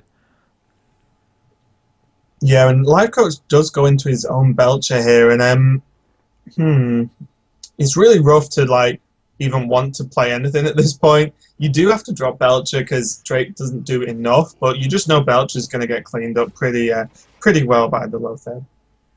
Yeah, but I think you're still fine that you were able to deal some damage with the SI7. And even though the Belcher dies, the 1/2 blocks the weapon attack at least this turn. Oh, are we seeing Coin Boom instead of Challenger? It's interesting. Yeah, that's probably most power on board this turn, and you do have that Lotheb that needs to be dealt with. You have still the weapon, so it's pressuring the board the most. Yeah, and I guess one of the reasons behind this as well is because there's a weapon equipped by Lifecoach, a 1/2 and a 3/3 on the board. There's definitely potential to proc proc the Noble Sacrifice quite easily and then still have minions to do some work afterwards. Whereas if you play Challenger on a more of an empty board, the Noble Sacrifice becomes much more of a big deal for the Rogue. So there's a couple of plays here for Lifecoach, and I think most of them require Azure Drake. So you can play Azure Drake hard, and then you can either eviscerate, boom, and kill it with SI, or I kind of like Flurry as well. So Azure Drake, run both minions into boom for 4 damage, 5th damage with the weapon attack, and then you Flurry and clear the board. And Azure Drake might tank some bomb damage there. Yeah, that's true. I think Azure Drake will need to tank the bomb damage because Lifecoach would take 7 by doing that, and then potentially the bombs. Lifecoach does look like he's leaving the boom up though, and the bomb snipes the taunt, which can look by Lifecoach's facial expression. He probably didn't want to happen, and now this board is just looking stronger and stronger for Orange. Yeah, now he can slam the Challenger as well. So he has a really good tool to deal with the Pillager, go 8 to face, and pressure Lifecoach even more. Even being able to squeeze in a Secret Keeper, just one additional minion that could get avenged, which means you're not all in on one minion on its own. That is really nice. You got a coin though. Double coin! Sounds like gold. cheating. Imagine if Secret Keeper buffed from Mysterious Challenger. That would be so overpowered. Yeah, that would be. I think at some point, like one patch, there was a bug or something that it got buffed once or something. That's kind of crazy. Okay, so is there a way to survive? Is there a way to actually clear this board on the back of Eviscerate and Flurry? That's Lifecoach has potentially 10 points of mana. He has a sap as well. And so, does he need to attack in? Hope and Avis goes on Challenger, I guess, is the best one. And then sap the Challenger. And then that's 2 mana. And then Azure Drake, Avis. Cutting. Oh, he doesn't have enough. Is he one mana off Azure Drake, Avis, Flurry after a sap? You can sap Dr. Boom, right? I mean, it's not great, but it's 7 mana that your opponent will have to commit to. Oh, there is. Yeah, I think you have to. I think the pressure's on to sap whatever got avenged if it was one of the 2 big guys. Azure Drake died. Oh, wow. Azure Drake died to the bombs. Nothing is going Lifecoach way this game. And already, it's going to be a hard sell for Orange not to just slam Dr. Boom and another Secret Keeper and just pile on the pressure, because there's 2 7 attack minions on the board. Yeah. He doesn't have lethal, right? Now with this, how much is it? Just 11? Is Juggler? Oh, is Juggler lethal? 11, and then Juggler is +2. That's. Yeah. Did he just miss lethal? No. I think that was like one off. He needed 1 more mana to play the Secret Keeper as well. Yeah. Sorry. He was 1 off lethal, but doesn't really matter. Orange takes game 2 in a pretty convincing fashion, and Lifecoach just seemed on the back foot throughout most of that match. Well, he's not dead yet. We've seen Sjow losing 0-2 and then coming back. But Lifecoach is hard pressure. Like I think if Lifecoach loses games, he gets more and more agitated, even though he doesn't show it normally. He's getting stressed. So we will see if he will be able to win versus Orange's Rogue 3 times with his full lineup. Yeah, we're going to see the Rogue Mirror, hopefully, which I do enjoy that matchup. Except I imagine, or I'm pretty sure Orange's Rogue is a fair bit different to Lifecoach's. In terms of Orange is probably playing the oils, I think. Yeah, he's playing an oil Rogue. Yeah, so yeah, that'll be really interesting to see how those 2 decks line up. If that's the one we see, Lifecoach might actually switch decks. Rogue is so interesting in this meta game. I think I can honestly say it's like a Rogue class. That's pretty good work on that one, then. Pretty good work. But yeah, it's weird the way you don't see a lot of people playing it, but a lot of the pros rate it in terms of like competitive, like in tournaments specifically. Yeah, that's absolutely true. And versus Paladin, versus Druid, also you can have those small tweaks in the deck, as well. So I enjoy the class, and this is what you want to Raven. This is the Rogue Mirror. So can you take me through it? What are the most important cards? Okay, so this is really it's a little bit off mirror because Lifecoach isn't playing cards like Sprint and Oil, which are like the common rogue setup. But I do believe it's going to be down to potentially 2 points. Either one gets the early sort of backstab SI7 agent and then steamrolls from there with maybe a deadly poison as well, because that does so well versus all the rogue minions. Or it'll be down to who can get the card draw off. So Lifecoach needs the Gadget's End with a few spells, whereas Orange will probably need like prep into Sprint, or maybe if the game goes long enough, just a Sprint on its own. What about a big flurry in weapons? Because this is also really important in tempo games. Whoever gets a deadly poison earlier and is able to cast a flurry that not only deals damage because you attack with the weapon to face, but also clear the board, can take the game, right? Yeah, 100%. And I think that these guys, because of that kind of the sort of blowout turn that the rogue can do with the big flurries, will intentionally play around that and not be too heavy on the board. Or commit to the board and then drop a card, as we can see in Orange's hand, like Lotheb, to guard it for like maybe one more turn. But I think these guys will be just trying to keep like 2 minions on the board just to avoid the flurries, and just build up the tempo from there. As Orange looks like he's playing like a super standard Oil list here. Yeah. So who would you favor, knowing the lists more or less? I think I would favor the Oil list because if you notice, Lifecoach doesn't really play Burst. He relies heavily on minions. He's running 2 Tomb Pillagers, 2 Gadgetzan, the Emperor, 2 Violet Teachers, all of which we can see in his hand. And whereas Orange being able to combo more and pull off those bigger flurries because he is running Oils, I think is probably more favoured here. And the fact that like Prep Sprint or just Sprint on its own is like 2-to-1 cards, whereas Lifecoach needs 6 mana to play the Auctioneer, and then I would say at least 2 spells to get enough card draw to make it good.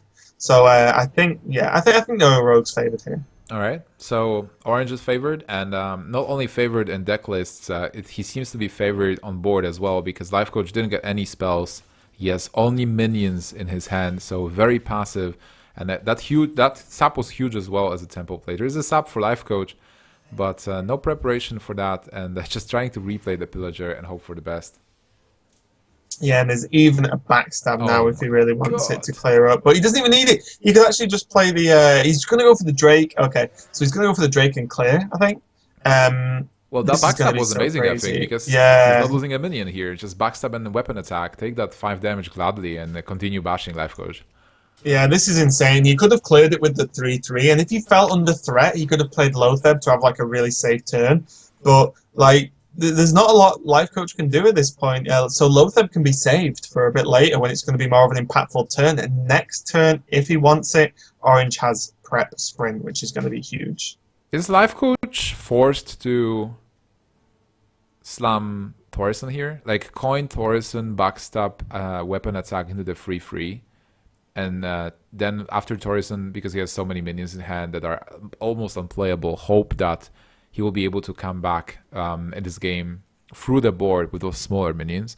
Like, I'm just thinking about other options here, and it's not that great for him because he's throwing the spells away, so he will not be able to leverage Gadgets and Auctioneer. But if he goes for something else like Violet Teacher and doesn't really deal with... Well, Violet Teacher sap, possibly? There's an option where he could play Tomb Pillager and just backstab and kill the 3-3. And then when Tomb Pillager dies, it means he can use Gadgetzan and double coin next turn, just to hopefully cycle into more spells and have 2 mana to spend. He does go for the backstab SI sap just to try and wrestle the board back from Orange, because, as we said, Lifecoach's hand is just full of minions at the moment. Interesting that he finds a different play still, but he values that coin. He wants to use the coin with Gadgetzan, and that makes a lot of sense as well. Okay, and... that means that Orange doesn't have minions for now, but he has the deckhand and he picks up Oil, so that's a lot of damage in the future. He still has preparation. What's the best play here, though? Is it just Lotheb because it's the biggest minion? Potentially, yeah. I mean, Lotheb just doesn't straight up die. He could, as your Drake prep fan, kill the 3-3. but that feels like an awful lot for a 3-3 and still doesn't really guarantee much. And you're using prep when you have oil and deck hand in hand. So I think Lothab's pretty safe. It's just you just drop it. There's nothing too crazy going to happen next turn, and then Lifecoach needs to find 1 damage to actually clear off Lothab. And bear in mind, if Lifecoach is forced to use his face to kill Lothab, that's an additional 5, which means it's just getting closer and closer to this like oil charge turn from the deck hand. Yeah, that oil charge can just finish the match, eliminate Lifecoach from the tournament, because this is elimination match in Group C. If Lifecoach loses it, he's out, and Orange will not advance yet, but he'll have to face Strifecro, and one of them will advance to the playoffs. Yeah, it's pretty much all to play for. And being 2-0 down, Lifecoach is going to be feeling a little bit rough now as Orange drops the Azure Drake and doesn't have too many options. He could just straight up backstab and oh, okay. Backstab and trade? Backstab. It's not terrible, actually. Oh, Fun of Knives.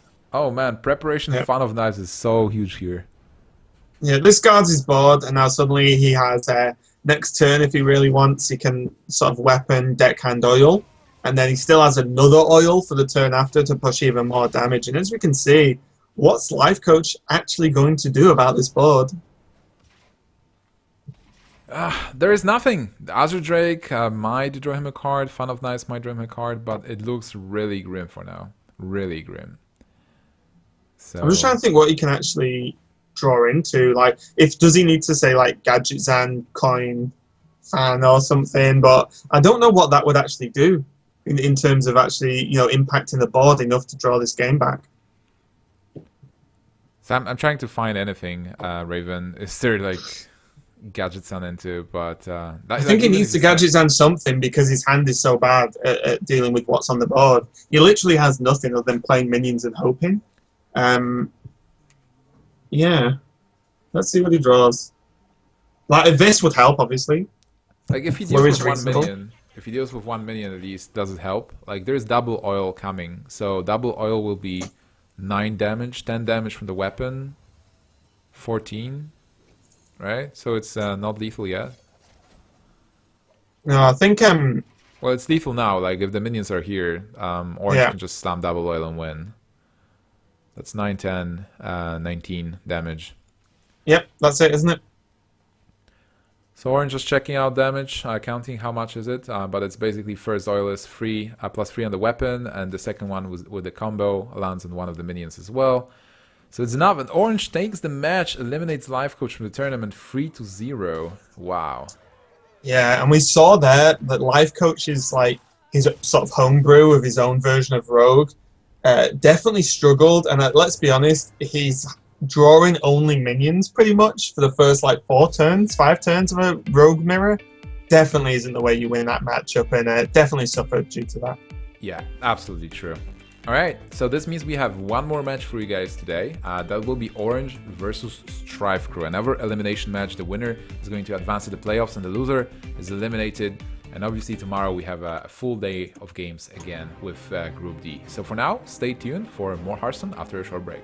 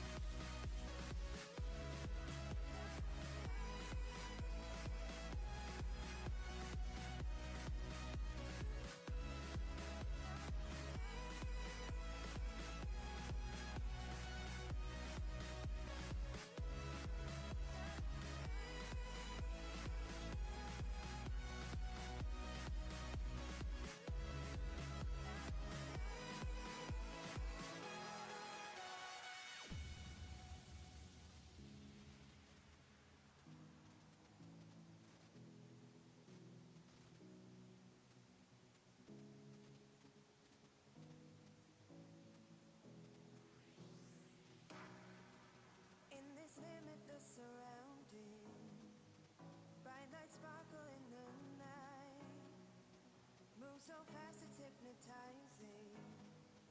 Take my hand and guide me home. Break of day's almost calling. See the sunlight up ahead. All the stars are slowly falling. Take my hand and guide me home.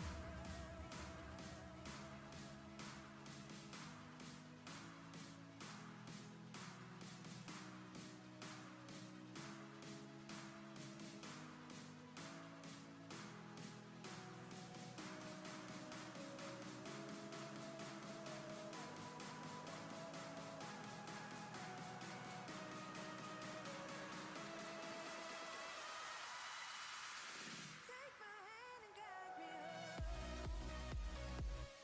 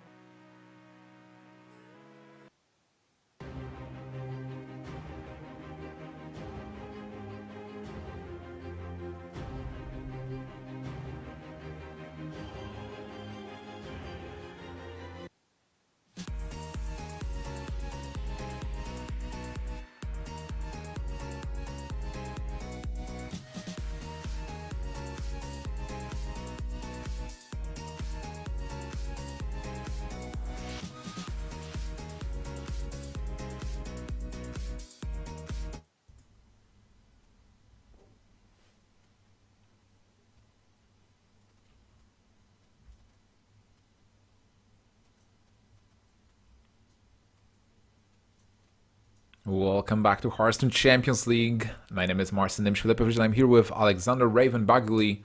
And this is the last match of the day, Orange versus Strifecro.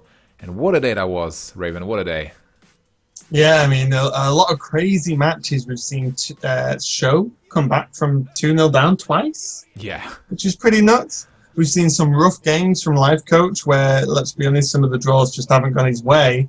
But we've ended on Orange and Strifecro, and the winner of this match actually goes on to join Sjow in the top 8. Yeah, absolutely. And not only Sjow, but the people who went through in Group A and B, and that was Stan Sivka, Sixo, Ekop, and Pavel. So we already have 5 people in our top 8. We are going to decide one more now, and tomorrow. Who plays tomorrow again? So tomorrow is the last group, which is Group D, and we have Ostkaka, Hannibal Z2, Tides of Time, and Thais. So yet another stacked group for tomorrow. It's going to be insane. Yeah, a lot of Hearthstone tomorrow. And today, this one last match, Strifecro as usual, waiting for Orange to decide his mulligan. Just taking his time, looking at which cards will stay in hand and which cards will be mulliganed. And I think that's absolutely fine. Like, you can wait, use the advantage of knowledge. Yeah, exactly. And let's be honest, the game lets you do it, so it's fine. That's my view on a lot of these. You know, like it's like the whole roping thing, isn't it? Like, you know, it can be a little bit frustrating sometimes, but you have X amount of time to use for your turn if you want, so you can use it if that's what you so desire. And this is a Druid mirror, but not quite as mirrored as normal, I guess. Yeah, it's a bit different because Orange is playing the aggressive one and Strifecro is playing the standard mid-range one with an addition to, well, my control tech. He's playing that card specifically.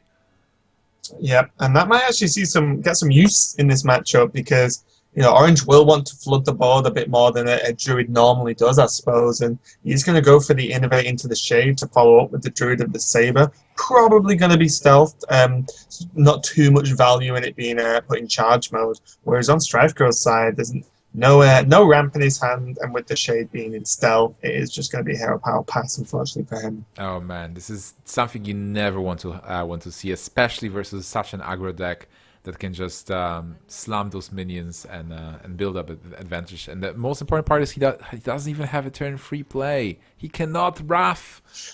Yeah. How much do you like? You coin Shredder now purely because you've got Swipe. Yeah, I think you can absolutely coin Shredder overall. Yeah. I think like Coin Shredder would have been fine anyway, but the fact that you have Swipe or the option of, say, Living Roots Hero Power next turn really does mean that you can you just go full pelt for it. And Orange is probably just wanting a Savage Draw right about now, and wanting to finish up a fairly quick game like the games he had earlier, which went by really fast. Yeah, absolutely. And on turn 4, what can you really do? Like, Swipe doesn't really work. If you play Pilot the Shredder, it's super passive. 11 damage coming from Orange at least next turn, and there are cards in hand as well. So Strifecro in a very bad position. The good thing is, if you look at the positives, if Orange plays a 4th minion and Strifecro gets Mind Control tech, it will have some use. He will be able to take something. In all honesty, I think Swiping the Shade's good here. I say good, best option, because the Shade's only going to get bigger, and it's not like he's got a BGH in hand to control that, or a Silence. So the Swipe's nice. It opens up for few more maybe some better plays next turn with maybe like Wrath Hero Power to clear up some things. But when you see a Swipe and then Orange just spawns another 3 minions, you definitely feeling a little bit afraid if you Strifecro. Yeah, so what can Strifecro even do? He has a couple 5-drops. He is not able to play Force of Nature yet. He gets the Wild Grove. Well, with how crazy these Shredders are being, I wouldn't even mind Wrath Shredder, just to get the Doomsday that's bound to come out at some point tonight. And we've been seeing some really crazy ones, but I suppose they've been crazy for the people who own the Shredders, so maybe that would have not been the best idea. Yeah, that's true. Kind of weird ordering that he chooses to kill the Shredder now. Oh. Wait, is that a Doomsayer?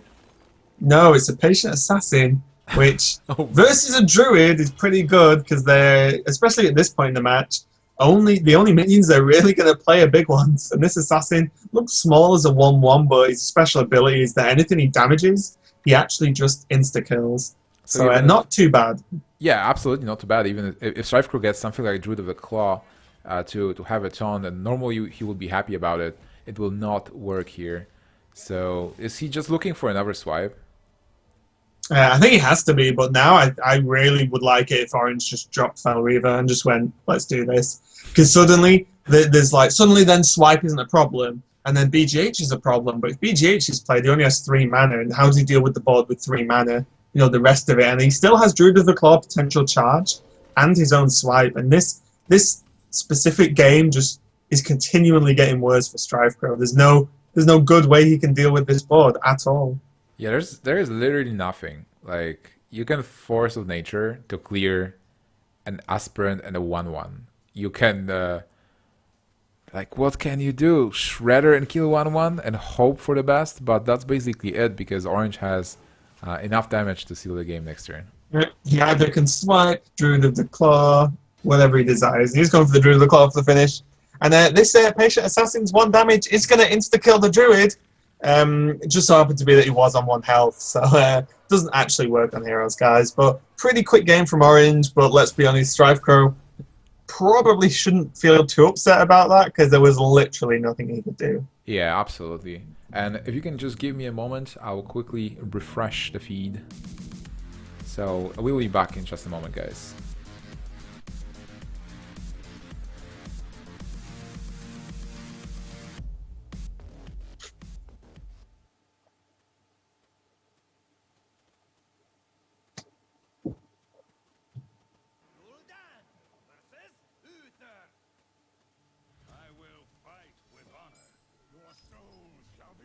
All right, so we're back with the second game. Raven, you with me? Yeah, I am here, and it's going to be Strifecro and Orange on game 2. And Strifecro has his Reno lock, and there's Reno for a special appearance. And a Twisted Nether as well. So I don't think we saw Twisted Nether so far tonight from Strifecro. Are you surprised? Are you surprised that we haven't? We haven't seen, I think, all the cards still in his deck. No, we did see that, certain cards like Reno either, showed up at the end just for a quick nod before the end of the game without being played. I do like this from Strifecro, though. Keeping hold of the Reno, especially when you've got a good early game, is pretty nice, because what he doesn't want to see is what happened in the games earlier, where he just didn't draw it, or, drew it too late to even make an impact. So this is a pretty good keep. I like this. Yeah, I think like in most matches, especially aggro, you are keeping Reno in your opening hand. It doesn't even matter if you have a coin or not. Like you do want to slam Reno 6, or if you don't have to slam Reno 6, you're even more happy about it. And then Brown Bronzebeard as well in the deck, so a lot of explorers in the Reno Warlock. Yeah, it's really good to be able to see those guys come in. You know what? He's a card we've not seen too much in at least standard decks. Is Rafan, which I'm a little bit surprised at, to be honest. I thought that card was going to be really good. He might be too late, mostly. Like, I've seen Rafam being playable in the Reno Paladin. Unfortunately, Reno Paladin is not the thing, and the other versions of Paladin are much better. Yeah, I think probably the spell being often enough win you the game, whereas you probably already either won or lost by that point anyway. But getting back to the game, the Zombie Child versus the Minibot is an interesting one. He could actually just use Coil to kill this off. It does lose the Mortal Coil effect, but I think it'll be a fairly reasonable trade. Yeah, that wouldn't be too bad, but on the other hand, you have time, I believe. Now he's thinking about the Bran. So Bran, not only good for his effect, that when something enters play, you trigger the battle cry twice, but overall, a 2/4 for free mana, especially versus aggro when you can start trading into minions, I think that's decent. Yeah, the only issue we can say about Bran is we can guarantee that if he lives, the Arcane Golem probably isn't going to be played next turn. Well, no, you do not play it, but yeah, I agree. I'm going to give Orange 2 extra mana crystals. Let's make this game interesting. It's like, I want to see Mystery Challenger a bit earlier. Yeah, it's pretty rough. So I imagine with this hand, do you Coil first, then tap? Yeah. Because you might draw 2. If you draw like Coil Peddler, then that's a really good turn. Exactly. So like, and then you will attack into the 2/2 with Bran. So that's. Feels good when you cast it and you call it. How does so it this feel, is Raven? like, it feels pretty good. I'm not gonna lie to you. But this is so good. Getting 2 discovers from a Peddler is insane, because the 1-drops as well as the neutrals, but the 1-drops a Warlock has access to are actually really, really good. Yeah, coils. There's always a dude somewhere there on the other side of the board that you can kill and get closer to a card that you need, like an AoE. He is thinking about, actually, does Corruption has a use in this matchup? Because Corruption, I've seen it often being picked as well as something that you basically there is a Mistress Challenger, right? You put Corruption on Mistress Challenger, it goes to 10, it can attack you for 10, but you know it's going to die next turn. Yeah, and the good thing here is like all those options are interesting, because even Voidwalker does some work, because it's just a 1-drop. You can just play it most turns, and still have a decent turn, and it soaks up like maybe a big attack. We saw in previous matches where you get to the point where the Mysterious Challenger is like a 10/9 but has to attack a 2 health taunt, because it's the only thing that can bring it down. So all valid options, but Strifecro probably favoured the Coil due to the card draw it can provide, and cycling through this deck fast enough is the answer to beating the Paladin, because you need the correct cards at the correct times to deal with this deck. Exactly. It's like, it's probably better to draw into a card that you have in your deck that supports your overall game plan, that get a random card which may be useful in a specific situation. And especially in Strifecro's deck, where he has a lot of removal cards that are key in those important moments. And then he has the burst strategy with Arcane Golem and Power Overwhelming that he can use sometimes to surprise his opponent. Yeah, and I really like the use now. You have the dual effect of 1, filling out your curve a little bit more, putting a minion on the board, clearing off the sort of little annoying weapon there, and challenging the Shredder. So actually normally you think Ooze is good if it kills like, the bigger weapons like the True Silver or the Ashbringer, but this is just a good play to just challenge the board here. Implosion. We haven't seen that one before, so I'm not surprised. Yeah, is Shadow Flame tempting at all? Shadow Flame and then you have Coil? So you Just attack with the ooze. What about just Lothab? Yeah, Lothab is a good I minion. mean, yeah. Lothab's definitely the more stable choice because it's like it is guaranteed to die next turn, but it does, it forces trades from your opponent or it's left alone. I guess Strifecro needs to really think about how he wants to go into the turn of Messiah's Challenger. So we might actually see the implosion, so he has as many tokens as possible to then prop the secrets and deal with the awkward Challenger turn. Yeah, that also makes a lot of sense because if he misses, he still has the curl, and well, he did miss with the implosion. But the important Oof. fact is that I don't think that Orange is actually playing. Oh man, Lord Show. I don't know if he's Yep. playing Consecration. Yeah, I mean, we saw Consecrate from my mind's gone blank. Was it from Sjow we saw Strifecro. Consecrate? Strifecro's Oh, playing Strife Lifecoach. Crows were playing Consecrate. Yeah, so again, Consecrate really is one of the cards that you don't see too often. It really is like a very sort of stylistic choice. Is playing the Consecrate and Secret Paladin. There's so many options in terms of like double Sludge Belcher. You're already running 4 drops like the Keeper of Uldaman, Blessing of Kings, the Shredders. Normally people don't find the room for it, but it can really help. But this is definitely a little bit weird now that Lord Walker chose a card. Oh man, I'm just laughing because it's such a troll walker show here.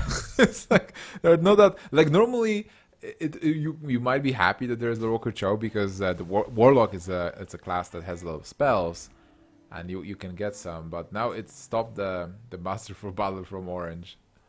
Yeah, luckily for him though, he did have a reasonable follow up in the terms of like the mini part hero power was pretty okay. And now Strifecro's got this side. I imagine. Let me see if it's worth though. Surely running the 1/1 into the 0/1.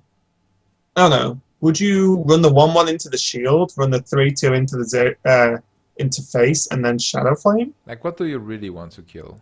What is your game plan? So you have Siphon Soul possibly for next turn, and are you being hurt by Lord Walker Show? Probably because you do have the spells that are pretty good.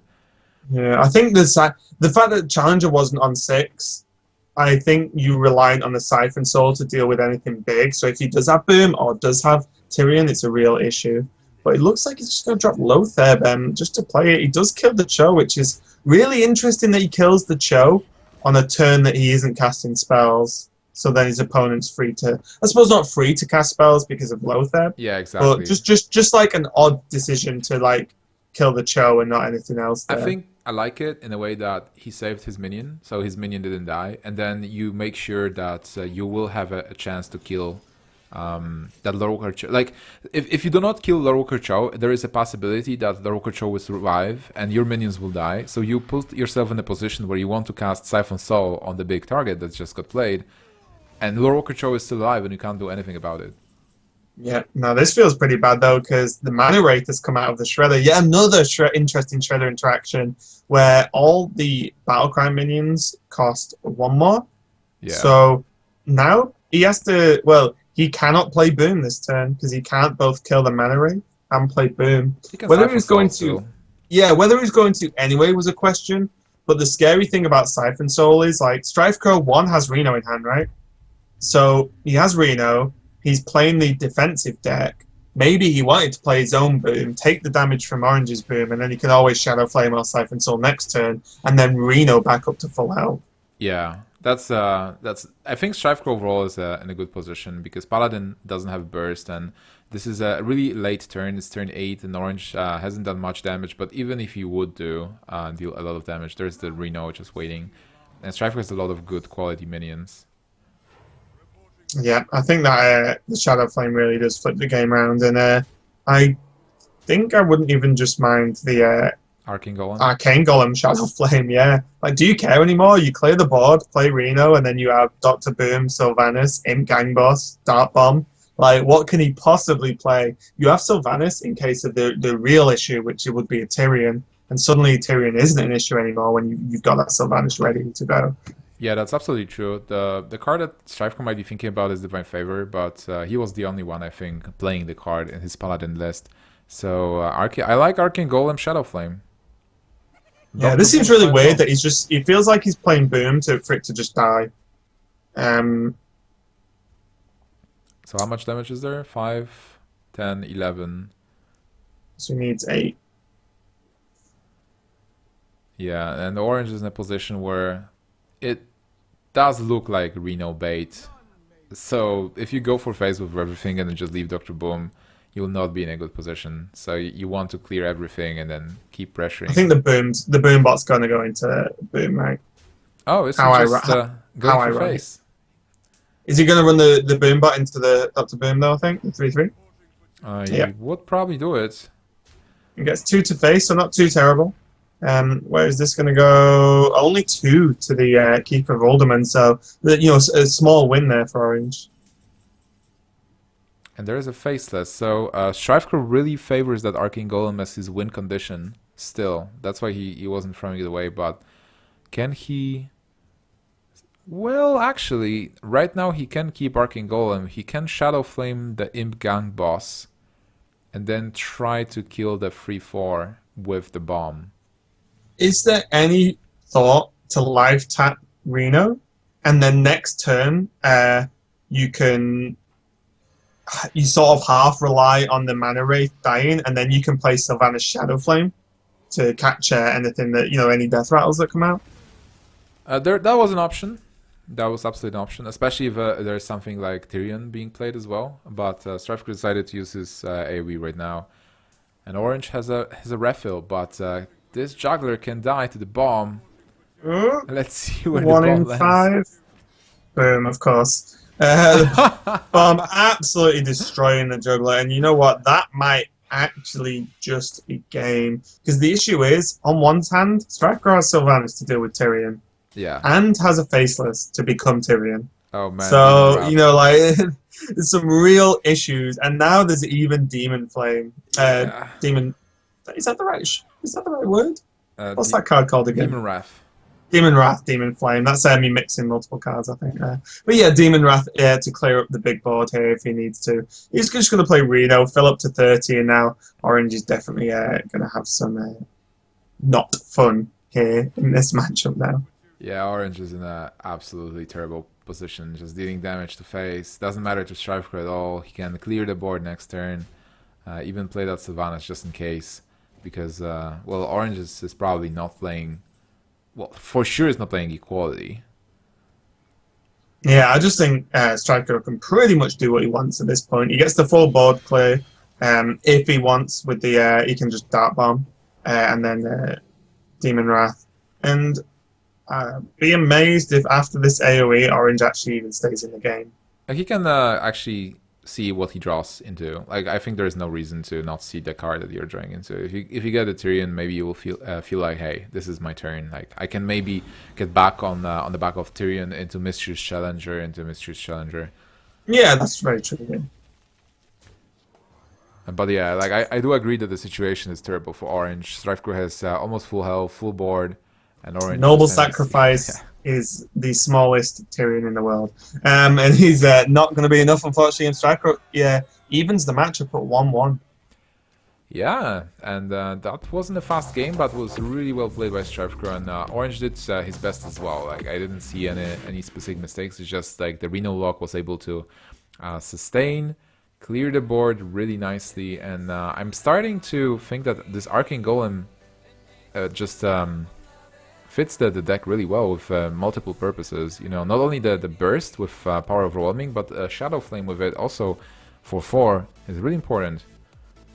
Yeah, and the thing about the Arcane Golem is Leroy's was the go-to burst, but Arcane Golem you can actually pull off the combo without having to hit the Emperor turn. So it's not as much damage, but it's just a bit more flexibility, and the trade-off is a little bit of damage. So I started playing the Leroy one early on, but I did pretty quickly move over to Arcane Golem, because it's just, like you said, you can just do more with it, that's all. Yeah, and now we're going to see game number 3. It's Druid versus Rogue, and again, a quarrel. Who has an advantage? I think Rogue has a slight advantage in this matchup. Yeah, I agree. I think the Druid really has to be very quick in terms of getting that early ramp and, sort of running away with the game and just putting too much on the board for the Rogue to really deal with. Although Orange, unlike Lifecoach, is playing the oil version. So, he does have a bigger opportunity to do a big flurry to just sort of reset the board or push for extra burst. So let's evaluate the hands. Strifecro had a good start with Living Roots into Wild Grove, so that's a nice start. He might, yeah, I was thinking do even Wild Grove to extend, but yeah, absolutely Wild Grove because you can pick something up and you will have 4 mana to just raft, draw a card. He's missing minions though. He's missing those Shredders, Druids of the Claw, Ancient of Lore, whatever. So he doesn't have a lot at the moment. What about Orange? Yeah, I mean, Orange's hand looks pretty nice. He's got a lot of low drops, so and the coin is always important to have as the rogue. The backstab's going to be worth a lot in just dealing with this tempo BGH, and you can even BGH kill off the 1/1 and get a pretty reasonable Van Cleef. It's not too bad just to drop one if he really wants to. Yeah, I think I kind of like Van Cleef here specifically because we've seen the Big Game Hunter. So there can be a Keeper of the Grove, but that's unlikely. And are we going to see the Van Cleef? I think after all those spells, that's it. A Van Cleef again, an 8/8. Yeah, and I actually quite like the way Orange went, especially after seeing the BGH. Orange went for the big Van Cleef. He could have chosen not to coin and play the deckhand and actually just get a much smaller one, but just still pretty quick. But instead, you see BGH come down and you're like, okay, I'll kill you, BGH, and then play an 8/8. And now it's all on Strifecro to try and deal with this minion. It's like saying that, hey, I'm a simple man. I see a big Van Cleef opportunity. I go for it. Yeah, and I think you definitely do have to do that. And more ramp from Strifecro though, so he's doing pretty well in terms of mana, just not pretty well in terms of cards to actually use it with. It's also interesting that Orange actually won with a big Van Cleef versus Sjow. He lost the match, but that game where he went for a big Van Cleef versus Warrior, I suppose, he actually took that game. So again, on the back of the Van Cleef, he is in a good position to actually take this game. Yeah, he's probably a little bit upset he doesn't have something like Prep now, because that would be insane. Just to get, I think he'll be okay just getting the oil going now and making the Van Cleef even bigger, as Strifecro's pretty much straight up said, I cannot answer this minion.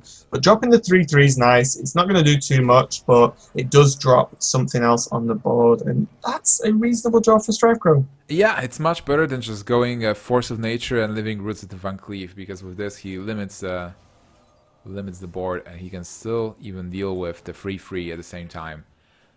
But yeah, as the Keeper of the Grove does challenge the Van Cleef as well. yeah, it does. But still, there is a Lothep for Orange, which will absolutely lock the Force of Nature. And Van Cleef, he's still alive, still kicking. Can deal 2 damage to face. Yeah, well, already he's done a lot of damage. He's still on the board, and he's at silence. And as he said, Lothep's going to almost, depending on what Strifecro draws, lock out his turn. And yeah, there we go, 1 mana off the swipe.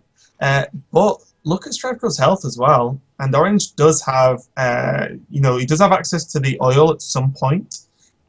He does need to get the weapon active though. So I think he might use next turn to get that weapon on. And then the turn after, he can do something like sap oil and then try and pressure and potentially end the game if he draws a blade for him. Yeah, absolutely, because he can play SI next turn. So Strifecro absolutely locked. And far away from any combo finishes, Orange being confident on 24, where Orange can just go for Blood Mage and SI to clear the board, have even more minions, 5 to face, and try to win the game next turn. Yeah, and now he even has like the insurance policy of if he can't close out the game, he has Spring, and then that should pretty much close out the game. He's sitting pretty nice on 24 health, so he's not under any sort of realistic threat from Strifecro in terms of burning him out. He did see that Strifecro's probably holding 2 spells because the turn he played Lothep, Strifecro just hero powered on what was it, something like 7 mana, was it? 8 mana? Yeah, 8 mana hero power. Strifecro can clear this board, by the way, but by doing it he's losing his own stuff, and he's giving Orange 1 more card with Thalnos. That would require just swiping the 3/3 and charging into into Lothep. Alternatively, he can just play Druid of the Claw as a taunt, but then he is opening himself to Lothep attack if there is something like a sap.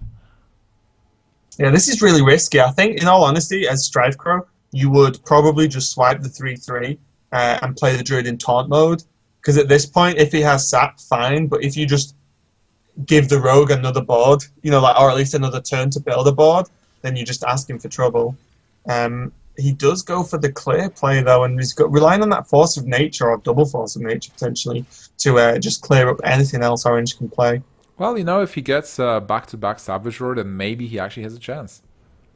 Yeah, Orange though with the sprint, going to completely refill his hand, and this was the good. Like drawing into that sprint was pretty key because if he didn't and he just had just like a SI or maybe even a Beltra or something, then it would have been okay. But refilling your hand when you've got your opponent and there's so much pressure is huge, and we see it as your Drake backstab, eviscerate with an oil, poison, sap, all the options you could want now. Now the question is there a lethal in that 8 mana? I don't see it. There is no prep, so I don't think there is one. No charge No, as well. I agree. I think it is going to be a Drake into Abyss here just to clear up the board. Oh, Drake into backstab. Oh, he has Fan of Knives, right? Yeah, of course.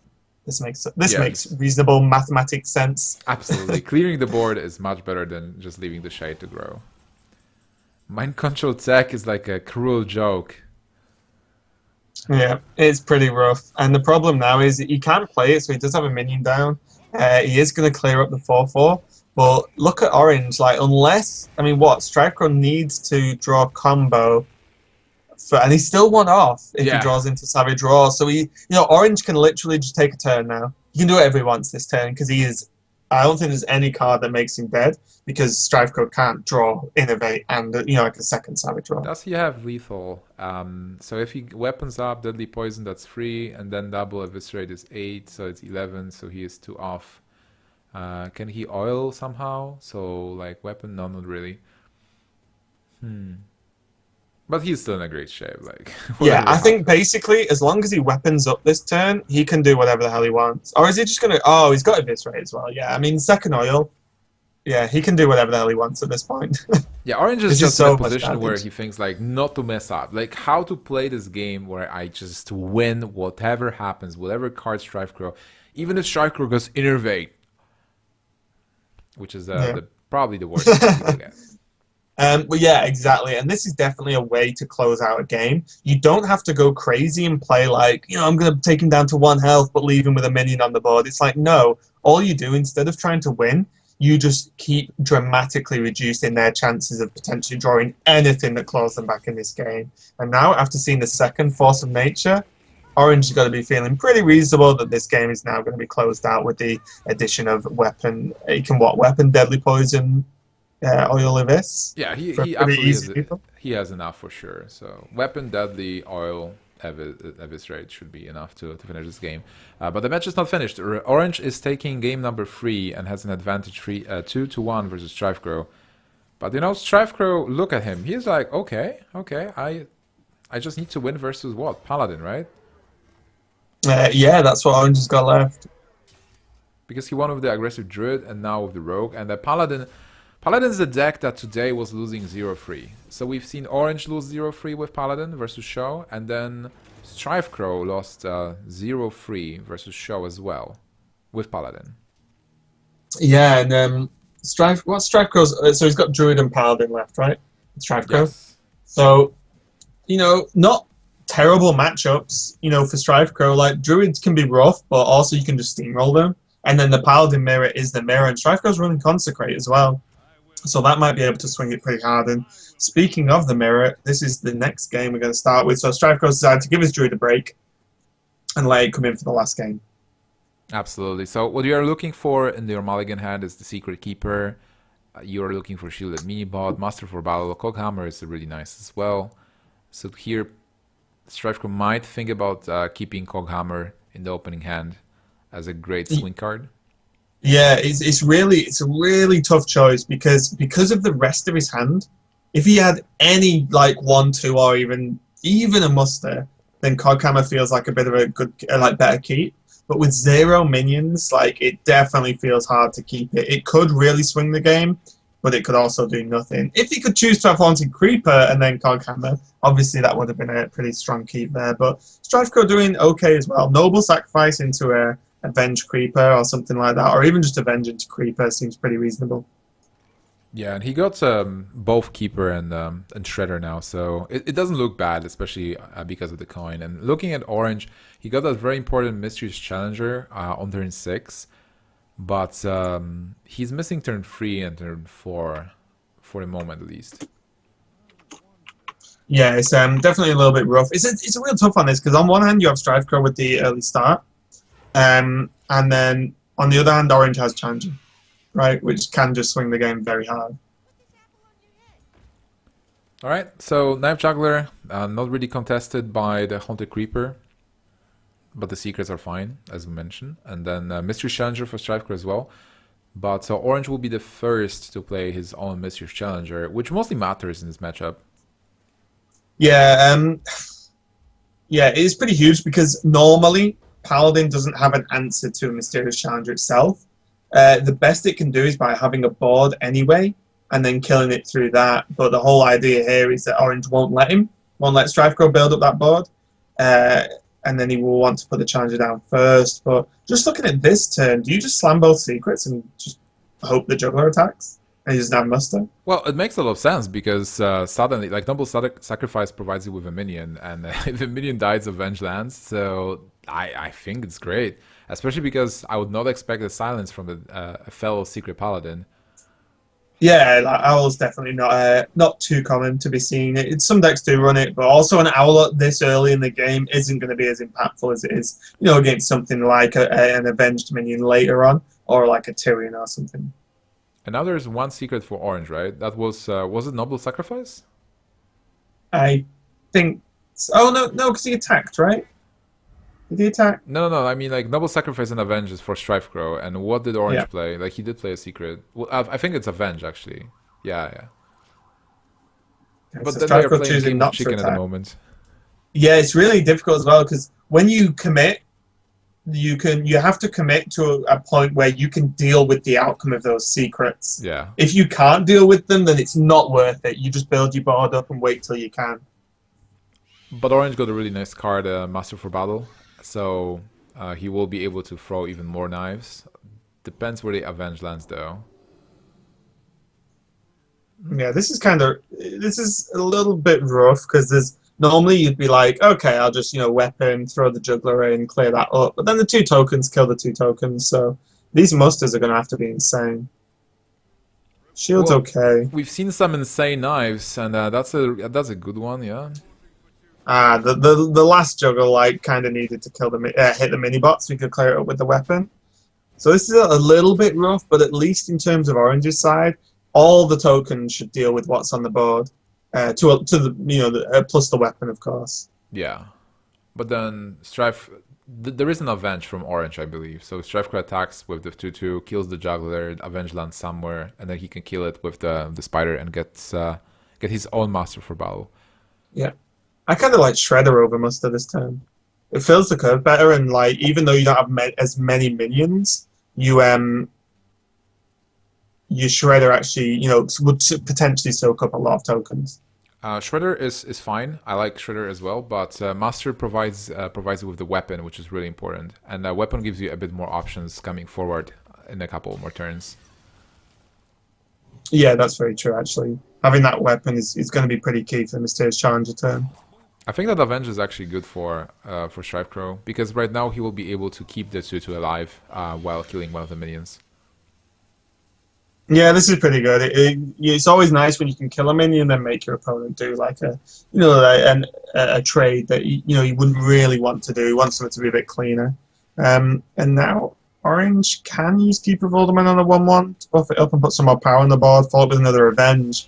But this means that Challenger isn't going to proc an Avenge on when it's played, which might work in favor for Orange just a little bit, because it means that if he has to go all in on one Challenger, then it doesn't make it like the Avenge get buffed, and then the Keeper of Alderman has to then just swoop in and answer it. I really like mirror matches overall. I liked them before when I was playing other card games, and in Hearthstone as well. I feel like mirror matches are so intricate. Like, every play matters so much, and you have to think about using cards in different ways. Yeah, it's because obviously the decks are so similar. Then they can do what you can do, So you just have to perform better, and hopefully, obviously, the draw comes into it as with all card games. But in general, like, you have to make the better plays because the decks are the same. There's no like, well, my deck's favored versus yours. So yeah, I agree. Yeah. I think they're really good. It's like the one of my favorite ones is the Control Warrior mirror because it's so tense on when you have to use your removal. Yeah, that's true. That's really really tough one. But right now the mirror match is in favor of Orange. He got the Mysteries Challenger first. He has more minions on board, and there is noble sacrifice, I believe, from that Mysteries Challenger. But Yeah, Strifecro, and even that 2 damage is going to count, to face. Putting him 13 is pretty reasonable. And although there's no Avenge going to come off, oh, he he did. actually Oh played yeah, it. the Avenge didn't proc last turn. Yeah, sorry. Yeah, Yeah. So he does get the that's Avenge great. off with the Keeper of Uldaman coming in for Strifecro to probably just clear this up. Yeah, that was probably the best target because that was the biggest priority target that he wanted to hit with Keeper. And now, well, he can play a Dude or a Secret Keeper, which probably doesn't matter much. But the fact that he will be able to reduce the Secret Keeper this turn is quite nice. And then, I guess, kill the 3/4 with the Shredder attack. But how much damage will there be for Orange? If there's Competitive Spirit, there will be 4 plus 4, Fine. 8. Yeah, this is going to be this is really rough because although Strifecro got a reasonable clear, he had to answer the challenger as opposed to play his own. So now his own challenge is late, and this gives Orange ample opportunity to just push. And I think you kill the 4/3 with one of your minions, probably the 4/3 of your own, because it takes damage to face anyway. So why not remove a minion and deal 4? Oh, actually, no, you go face Yeah, because the because 4/3 can't trade. yeah, exactly. Your Yeah, opponent sorry, gives you attacks I'm with the talking video. crap. The 4/3 can't trade. Or well, it can, but you just take die. damage yourself. Yeah. Oh, Wow, man. that's pretty brutal. So, Raven, it seems like that's basically it. I mean, Strifecro can play Mystery Challenger. That's his only play this turn. And then he can't do anything else. Yeah, with the weapon equipped from Orange, he can just proc any noble sacrifices that happen, and then the thing is as well, this Wrath Guard is just like you can't defend that guy, for another turn. It's just not going to happen, and he's going to do potentially 5 damage if the Lotheb just hits it. That's the style finish. You run Lotheb into Wrath Guard. What was it, the 6-0 game where 6-0 went all Wrathguard instead of face to finish the game? Oh yeah, it was. Yeah. Because there was duplicated Wrath Guards, wasn't there? Yeah, exactly. You've got to take these stylish finishes when you can, guys. Absolutely. Just play in style as much as possible. But however much style Strifecro has, he will not be able to defend himself in this game. And this is pretty much just signals that this is game, as Orange does have a weapon, so he can proc the get down, and Lotheb will finish up. And that's going to be Orange taking it 3-1. So Orange are on a bit of a tear lately as well. Yeah, absolutely. I mean, he was in a really good position versus Sjow as well, starting with a 2-0 and then got knocked out by Sjow into the losers bracket where it faced Strifecro and was able to win versus Strifecro. And he's joining Sjow today as the winner of the group and advancing to the playoffs. This is not over overall, guys. Like for today, this was the last match, but tomorrow, same time, which is 5 p.m. CET, European time, we'll be back with Group D. And Group D is Ostkaka, the world champion, Hannibal Z2, the champion of DreamHack Bucharest, Tides of Time, just a champion, and Thais, The returning European champion. Yeah, and Thais. So, I mean, that group's going to be awesome. I always like watching Thais play. He's just really, really good, considering his age as well. He's quite young. So getting as far as he has is pretty impressive. And then, we get to see the world champion play as well. So Group D, I'm really looking forward to. Absolutely. And then we have the top 8 playoffs, and there is $10,000 prize pool. The winner is taking $5,000, so a lot of money at stake and a lot of great Hearthstone. So, well, that will be it for today. Thank you so much for watching. Raven, do you have any last words to close today?